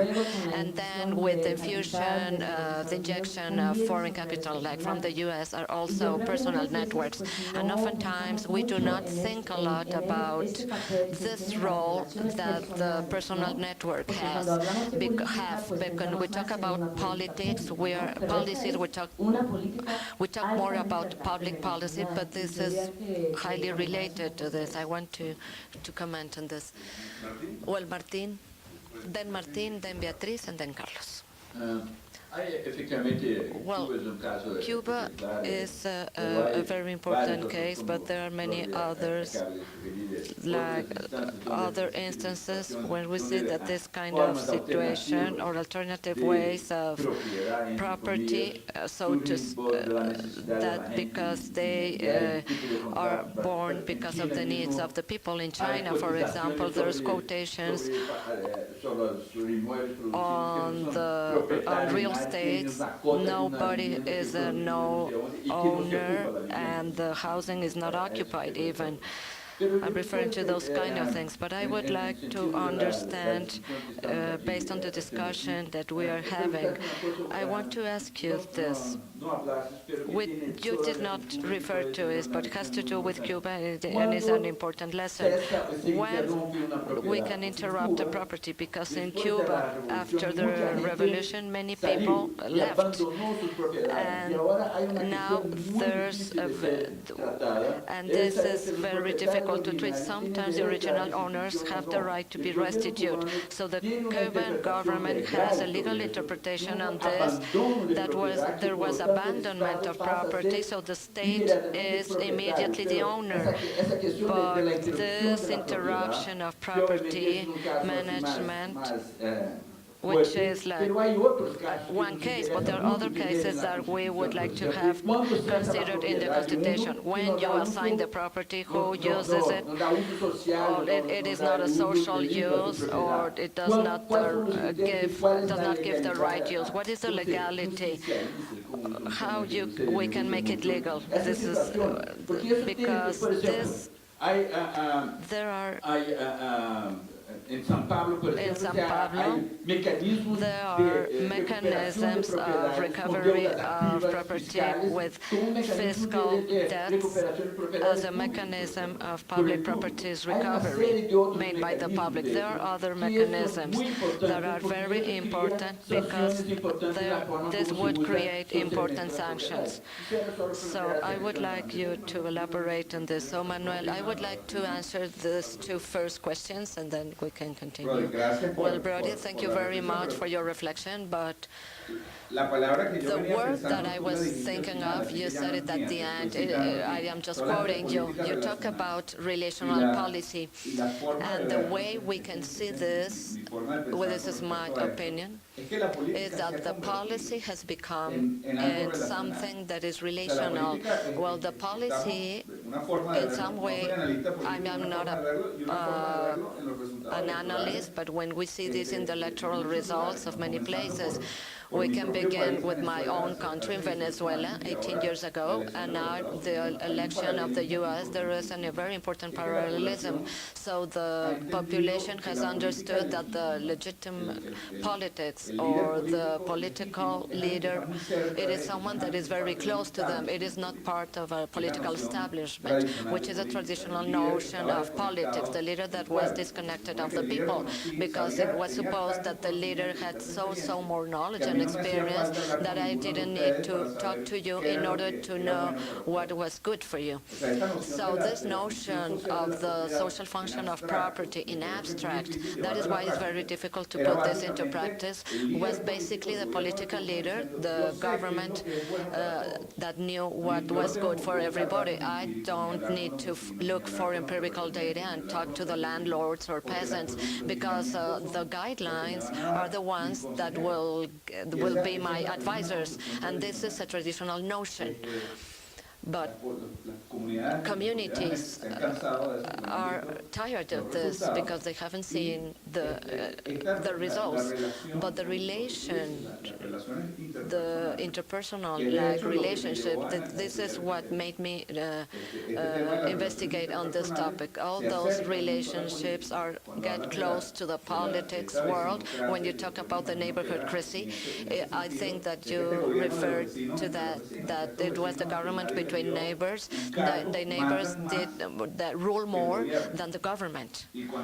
And when the public official, the neighbor confronts him or her without taking into account its position. So in terms of what Martin was referring to, I mentioned this to you during the break. The reason that took me to study the property in Cuba was because of another project, the Cuban lawyers during exilium. So with this group of lawyers of Cuba that are living in the southern part of Florida, there was a whole conversation about the restitution of properties of many of their customers, relatives, the ones that have Cuban ancestors. Their family was owner of a huge property. If you sum all the properties of the people claim to have, Cuba will be like the size of Greenland. But when I asked those lawyers that were really sophisticated and very well prepared, what is going to happen? And they say, no, it's very easy. We have all the titles of property, and we will have a transition court of reclamation that will assign the properties to the original owners. And I said, have you seen the case in Eastern Europe? Yes, but that was another thing. No, I'm asking you this, if you have seen this.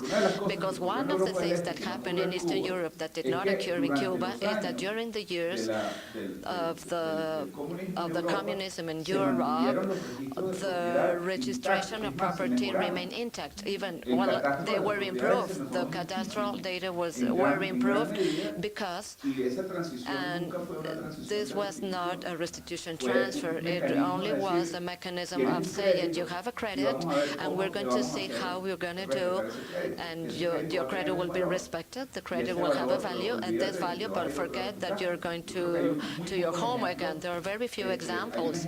There's an example of a very small town in Poland in which after the occupation,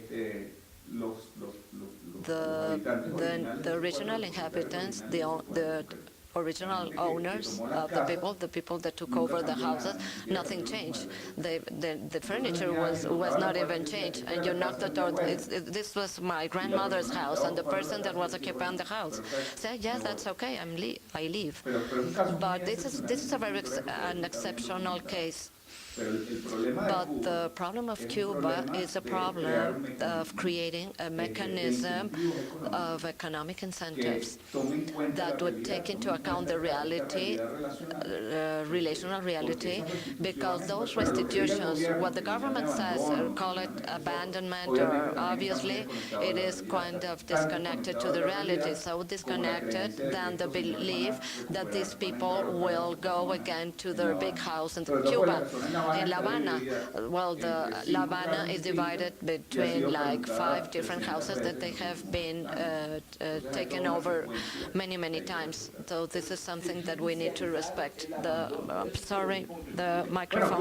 There are many justifications behind, but again, Martin, this is part of the disconnection between the law in textbooks and the law in reality. The law in reality will not allow that this law in textbooks will have any effect on one side and on the other side. Well, Beatriz, Carlos, and well, I'm going to talk about empirical things. Well, in Mexico, because of so many houses that are not occupied, we haven't carried out a detailed study, but well, some visits that I made, many houses that are not occupied because people, the so-called social housing, so people have had to move that have not sold it. They don't know how to lease it. There are areas that are very well located. I know those two cases in Guadalajara and Puerto Vallarta. I don't have like general data. I have only data of certain areas because the topic I'm referring to.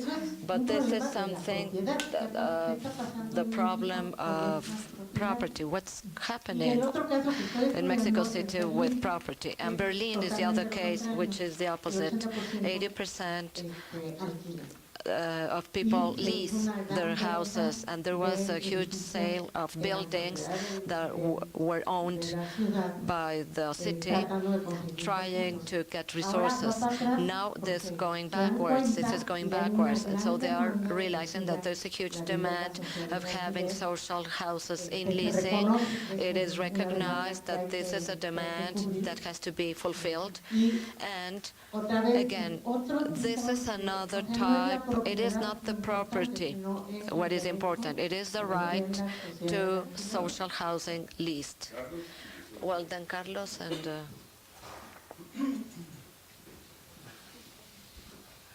Gracias. Thank you. Harvey was negotiating with me if I could give him the microphone, but he didn't reach my price. So I'm not going to exchange my 5 minutes for your 1-hour presentation. That will be nice, but you need like a barterer. So there's a PhD thesis of from Cuba that there's an economic side of those barterers, and the barterers, I wouldn't call them coyotes, those barterers had the ability of seeing the equivalence of values between properties. For example, they say if this house is this worth and this car and plus this refrigerator, so part of the thesis of Ricardo was to compare this with the system of housing appraisal of the government to lease the land to foreign companies to build hotels. And this barter system reflected more the situation of the market and found deformations in the technical system and professional system applied by the state. Well, I want to link to this. The Constitution is proposing that the public space, it is prohibited to be marketed.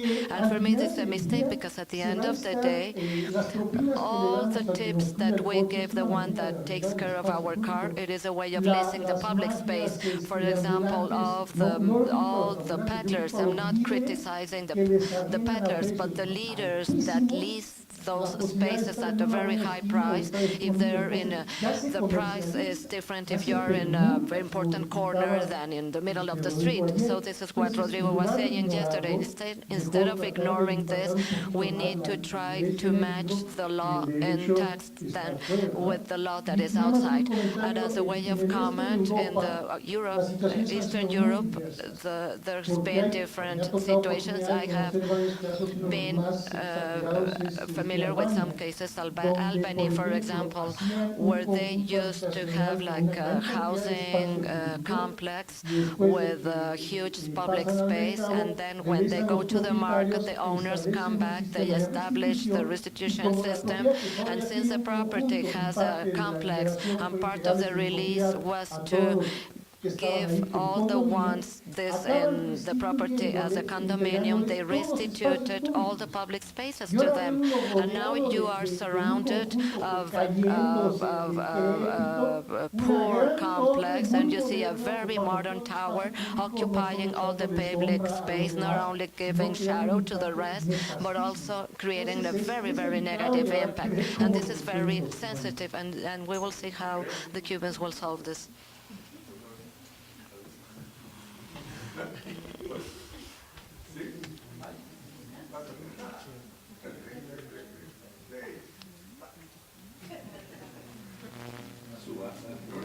It's an auction. We're like in an auction.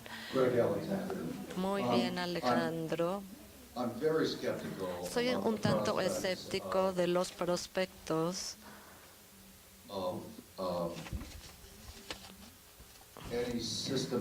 de cualquier programa sistemático de restitución de tierra en Cuba que sea exitoso. Y la razón por la cual es por las experiencias que se han tenido en Alemania, en donde entre todos los países postcomunistas en Europa tuvieron el programa más integral para restituir la tierra, no por intercambios o como hizo Hungría. Algo era como únicamente restituir el suelo. Los alemanes hicieron lo que pudieron hacer mejor. Organizaron un gran estado administrados por dependencias para la restitución de tierra, para interposición de quejas, y durante 5 años no hubo un sistema de dueños como obligación de los dueños para probar que fueran los dueños, pero el problema era que la gente que únicamente estaban interponiendo estas demandas, la gente rica, que eran anteriormente la gente que venía de Alemania del oeste, la mayoría de ellos, por lo menos, ya viven ahora en Estados Unidos y Canadá, y ellos eran los que estaban interponiendo la demanda. La gente que seguía viviendo en la Alemania del Este, los OSIs, simplemente no estaban interponiendo demandas, no lo hicieron. Entonces, al final del día o a la larga, el porcentaje total de suelo en Alemania del Este que se restituyó era mucho menos del 50%, y muy por arriba del 80% se le restituyó a los habitantes. La mayoría de ellos era gente que tenían que regresar a Estados Unidos y Canadá, y a los ojos de alguien como yo, pues realmente era un fracaso masivo, ¿no? Aquí lo que puedo suponer es que esto va a pasar en Cuba. Bueno, I was supposed when you're the host, you have to be like to take the last place to talk. But está apagado. It is off. No. Is it on? Yes, it is on. Harvey Jacobs. Harvey Jacobs. Tengo la propiedad del micrófono, si ya tomé posesión de él. Entonces, mi comentario, de hecho, es sobre China y tratando de entretejer las similitudes del capitalismo global y la propiedad relacional. En China, el partido se confunde mucho acerca de todo este problema de la recreación de la propiedad y la propiedad privada, pero está bajo tremenda presión al hacer esto por todos los actores de capital global que no quieren invertir en China y que tengan una propiedad y que después se les expropie. Al mismo tiempo, la propiedad se ha utilizado por los alcaldes o designados por el partido como un vehículo de poder porque quieren hacer crecer las ciudades. Y al mismo tiempo, llegan a 200,000 protestas al año en China de los de agricultura para expandirse. Entonces la propiedad está realmente muy argumentada, y la pregunta es que si se define localmente cuál es la función merece, y los chinos están sumamente confundidos de cómo abordar este problema. Thank you. Manuel, very interesting, very interesting. Beatriz. Well, Beatriz. When I talked about that the property cannot be seen in a bipolar, like public way, like public or private, within this spectrum, one of the examples that I forgot to mention, but you hit the nail. It is like the unoccupied housing. So the revolutionary government of Cuba has restricted the tenancy of more than one house, has restricted that only the Cubans can have real estate transactions. One of the explanations is to avoid becoming a tourism destination, that someone from Mexico City would buy an apartment there and live and goes there. Well, can live and can come twice a year and then come back, and since it's at a very high cost, the apartment is vacant. So what's wrong with this? If you bought the apartment, if you pay all the expenses, this won't affect anybody. But it affects a lot. It affects the life of the city. It affects I do not have to elaborate on this, but this is one of the points that I think that there's nothing has been said. Like this is like when Antonio said, like the property, like density, for example, not only the density in terms of construction, but the density in terms of the population that lives in the city, who are the citizens. So this is a very important topic. With respect to the corridors, the barterers, we go back to the example of Brody's comments. The corridors are the expression, that are the clearest expression of the importance of social relationships in the real estate market. The patrimony of a corridor, of a barterer in Cuba, is not the money that is earned, that is sent abroad, or is kept inside, or is used to buy. It is the information that possesses the possibility of saying, I know who has an apartment that could, so you can change it for another one. And this is very important. That is why the barterers became a very important actors, and the government did nothing to prohibit them or to attack them, because they were the oxygen of the market, and they continue being the oxygen. Now that the sales are permitted, what happens is that there's an appraisal, an official appraisal, because basically what the law says, that the state will charge 4% of the amount of the sale, and the state is interested to have the highest appraisal, to charge 4% of that appraisal and the parties that are negotiations want to have the lowest cost, and this is when the real estate broker plays a role. So they would give a lower cost, so you will pay less. But as a broker, I want the market to have this figure as close to reality, because I'm not want to save some dollars to the people that are selling small houses. I want to have a market closer to reality. So when we have the big transactions, I will be able to charge a percentage of those big transactions. This is one of the topics that we should not forget. Greg, the reason by which I mentioned these lawyers, the problem of Eastern Europe, which is they didn't pay attention. Well, hopefully they can meet you and you can be invited to Miami, so you can tell them, see the case of Germany. And I know the case of Germany, not as well as you do, but I fully agree with you.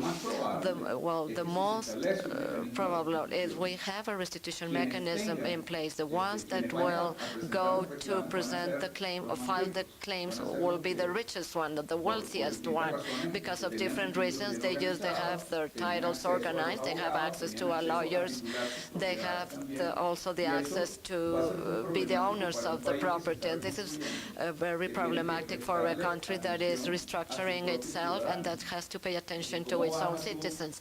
So how are you going to tell all the people that are living in outside the island that your house are again yours? The houses are again yours, and the people living in the island, you will be told that you don't have the right to a house because all these houses have been restituted to the original owners. So at the end, the case of China, the only thing I would have to comment is that this is also part, I connect this to my comment, that the property is not a local problem. It is not, this is a global problem, and as you said, there are not only the important investors of the world. Any foreign capital could be from the cousin that lives abroad or the Bank of America. So all of this, those actors are affecting day to day how the property is set up in action, and this cannot be forgotten. And this is it. Thank you very much. Thank you, Manuel. So we will make a pause.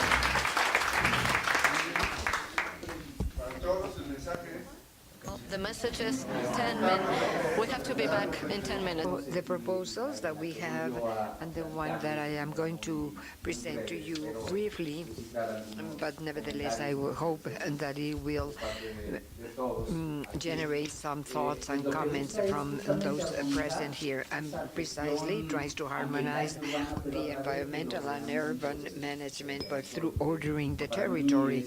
In my opinion, this is one of the fundamental issues. It is one of the core issues that can help us in that endeavor. And my presentation is for these concepts that we have taken into consideration to incorporate the topic in the Constitution are basically addressed to the institutional strengthening to face precisely the processes of deterioration, urban and environmental deterioration. It is very clear that we have to be in charge or take into consideration the effects of urbanization on the environment and natural resources. But today, looking at the draft that we have of the Constitution in parallel, we are working on the urban development plan, and we are reviewing several legal regulations, and I believe that there are a series of considerations, basic fundamental considerations, that we should not lose from our sight. Very simply, a brief comment on the environmental urban implications, or the effects of the environment and natural resources. The organization in our zone making reference here to what has been mentioned by our Nobel Prize Mario Molina. Let me read. The urbanization associated to the megalopolis of the Valley of Mexico means a challenge to ensuring the life, the harmony, and the quality of life. It is a challenge for management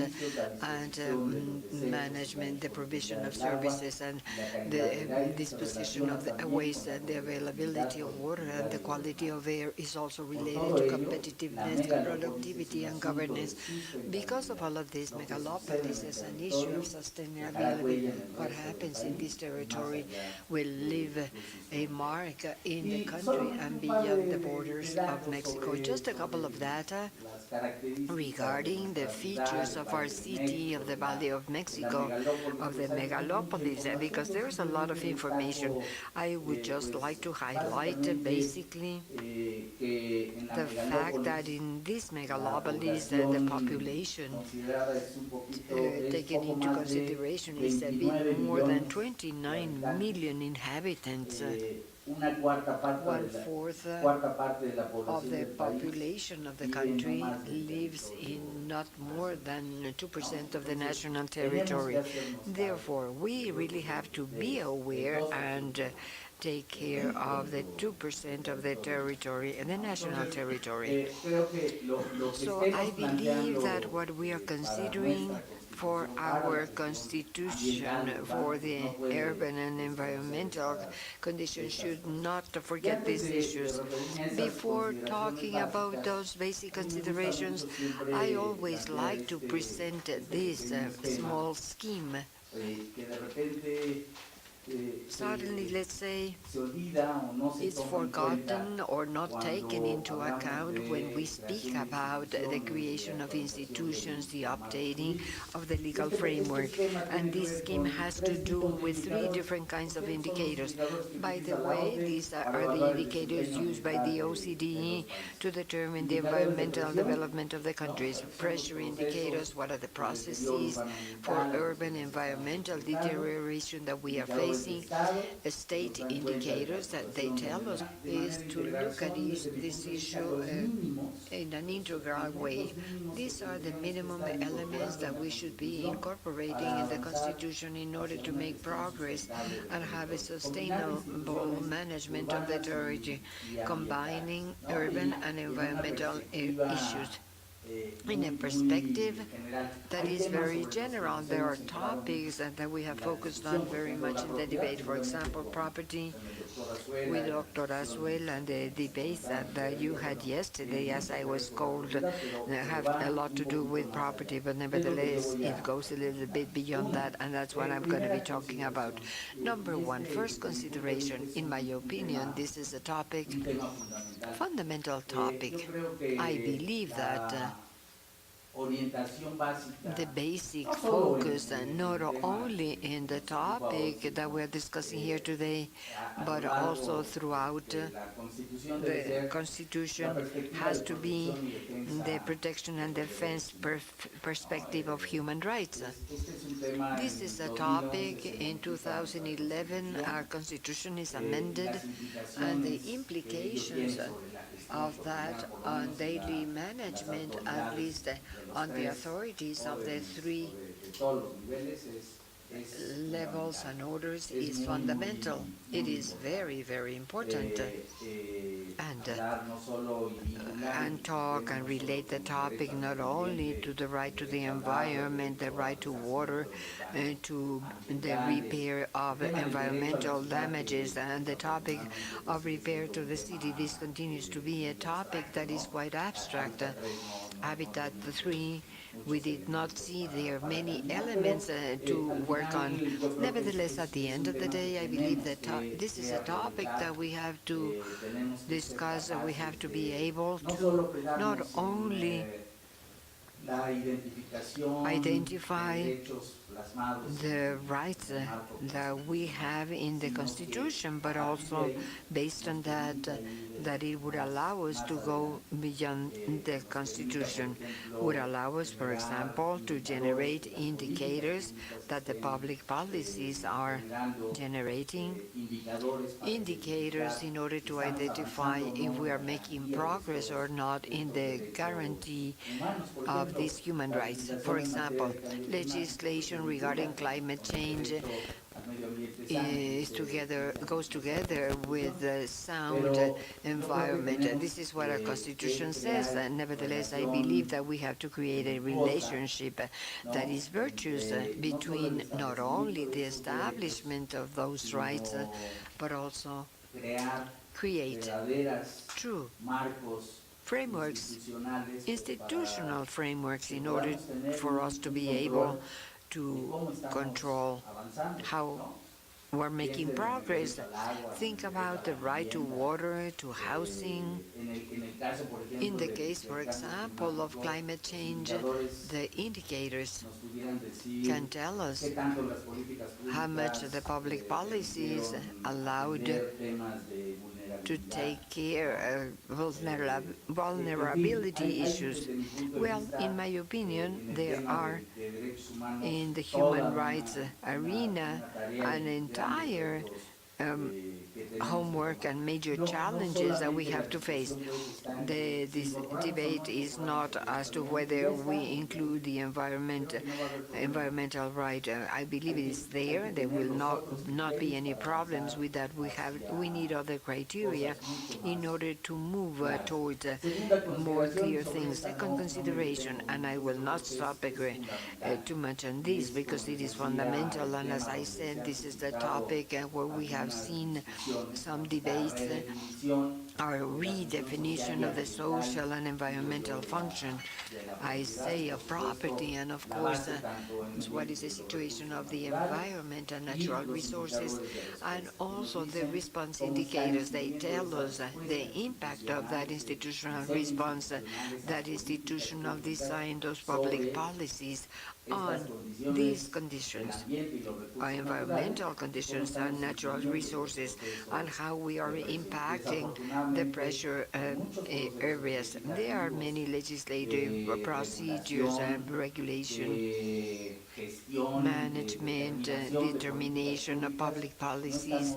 We are not identifying there what is happening. For example, in Mexico, when a federal law was drafted on environmental responsibility, it doesn't take into account the role of judges on the environmental, urban and environmental issues within which they are going to be making a judgment or determinations. In Mexico, there are legislation on collective issues, on environmental issues, but these have not, we don't have more than 10 cases, as we mentioned with some of the magistrates in prior weeks.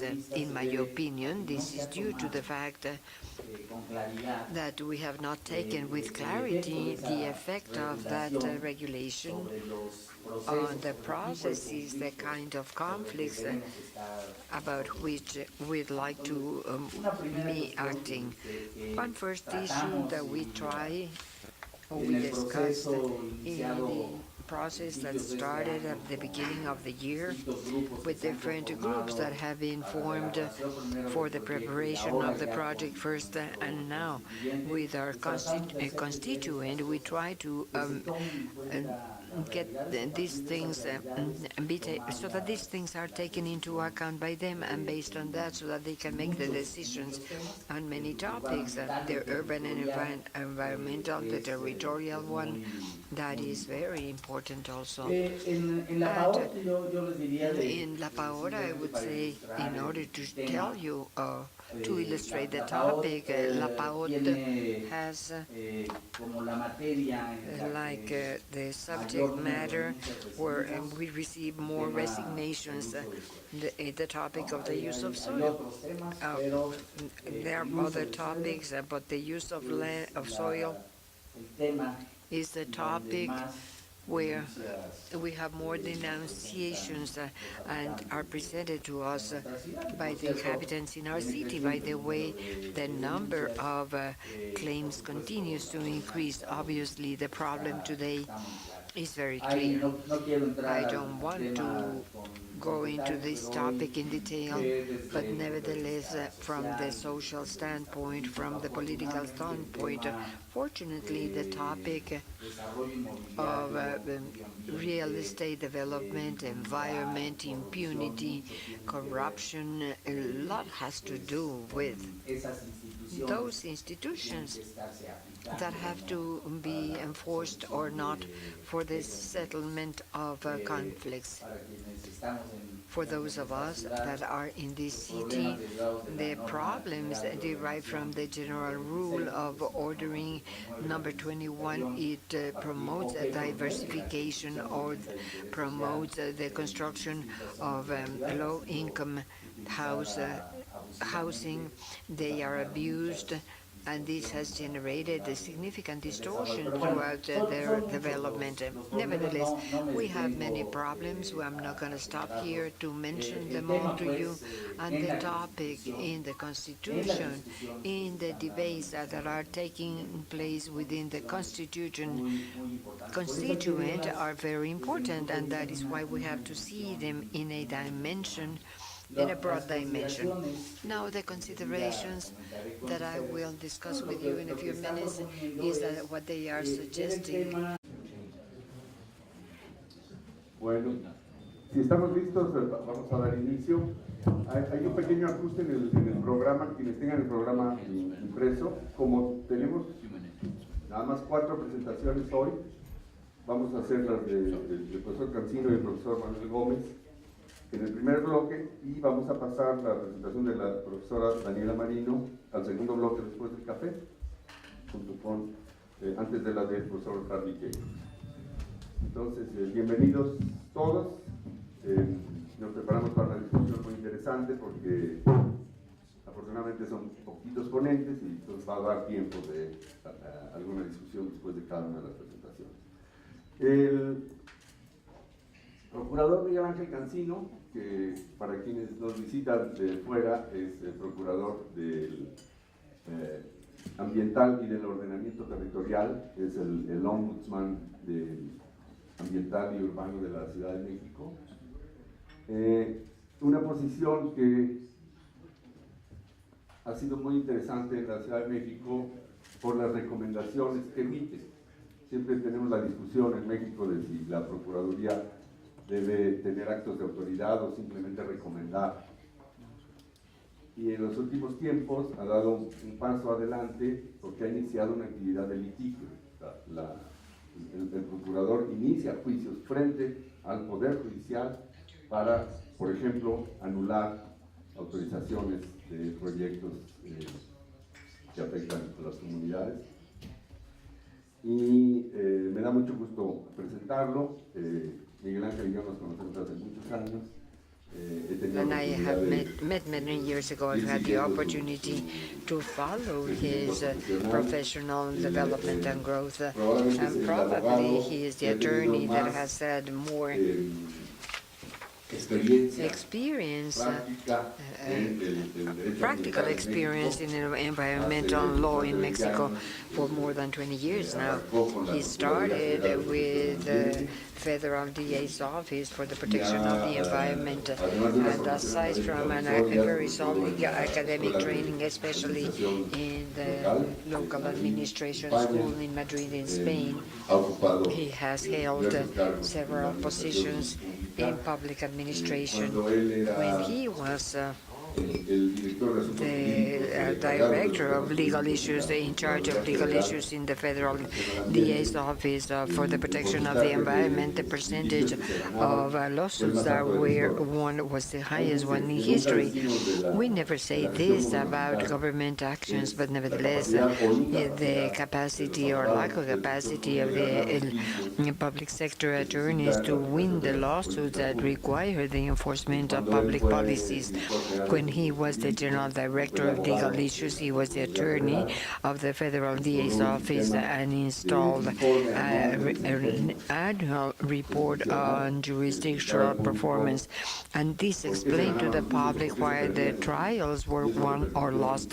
And this allowed him to increase the batting index, so to speak, batting score of the authority. And this is recognized by the attorneys that engage in environmental issues as a positive leader. It's a coincidence as he's supporting this event institutionally, from the institutional point of view, but it's not because of that he, I tell you his CV, but actually all of us in this environment feel this respect for Miguel Ángel. You have the floor. Thank you very much, Antonio. Well, good morning to each and every one of you. It's a pleasure, it's an honor for me to be today here with you.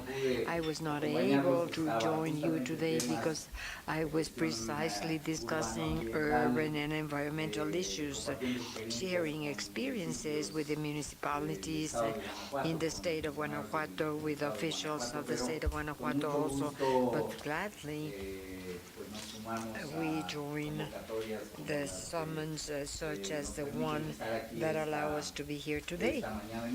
And thank you for the presentation, Antonio, for the introduction. Actually, we've had a very good relationship for almost 30 years, and that is with Dr. Azuelo. He was my professor in the Metropolitan Autonomous University, and we try to learn from him some of the many many things that he has worked on and that he undertakes every single day. Thank you, Toño, and congratulations for the Lincoln Initiative here, the Institute of Social Research, of course, and especially to prepare a couple of mornings or a couple of days and the work in a topic that is fundamental. And before starting with the topic a little bit, in order to supplement what the doctor mentioned a few minutes ago, I would like to tell you yesterday the Legislative Assembly of Mexico City approved amendments to our organic law.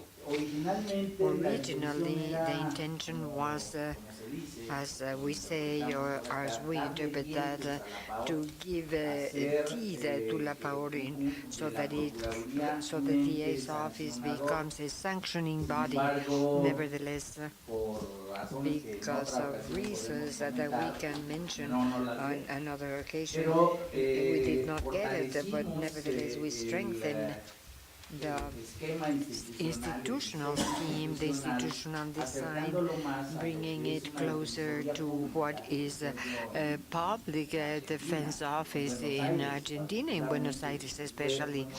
It was a point of referral. They are strengthening us. They are giving us attributions to solve, to settle conflicts through the justice in order to impose cautionary measures, to generate information, also to develop strategic lawsuits. I believe that together with the alliance that we have with the inhabitants of our city, I believe it will allow us to strengthen the enforcement in the two major topics that we have, the urban one and the environmental. Basically, at the end, I would like to mention something that I have done, and this has to do with the recognition to this DA's office, or maybe another entity that has autonomy to relate to the application and the compliance with the urban environmental legislation. It is very important that we have at least basis in our text, constitutional text, on this subject matter. I prepared my presentation a little bit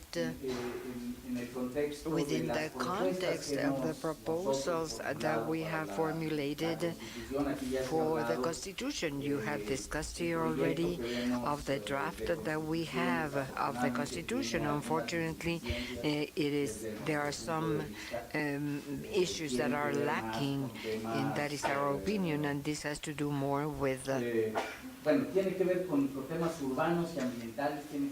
it has to do with urban and environmental issues and property issues also, but putting them in a different place. There is not an integral vision of this, and the ordering of the territory, in my opinion, is what would allow to have that integration between the urban and environmental issues. We have 17 DA's offices in the country, in the federal states, but only 3 of them, such as La Pao, we look at urban and environmental issues together. So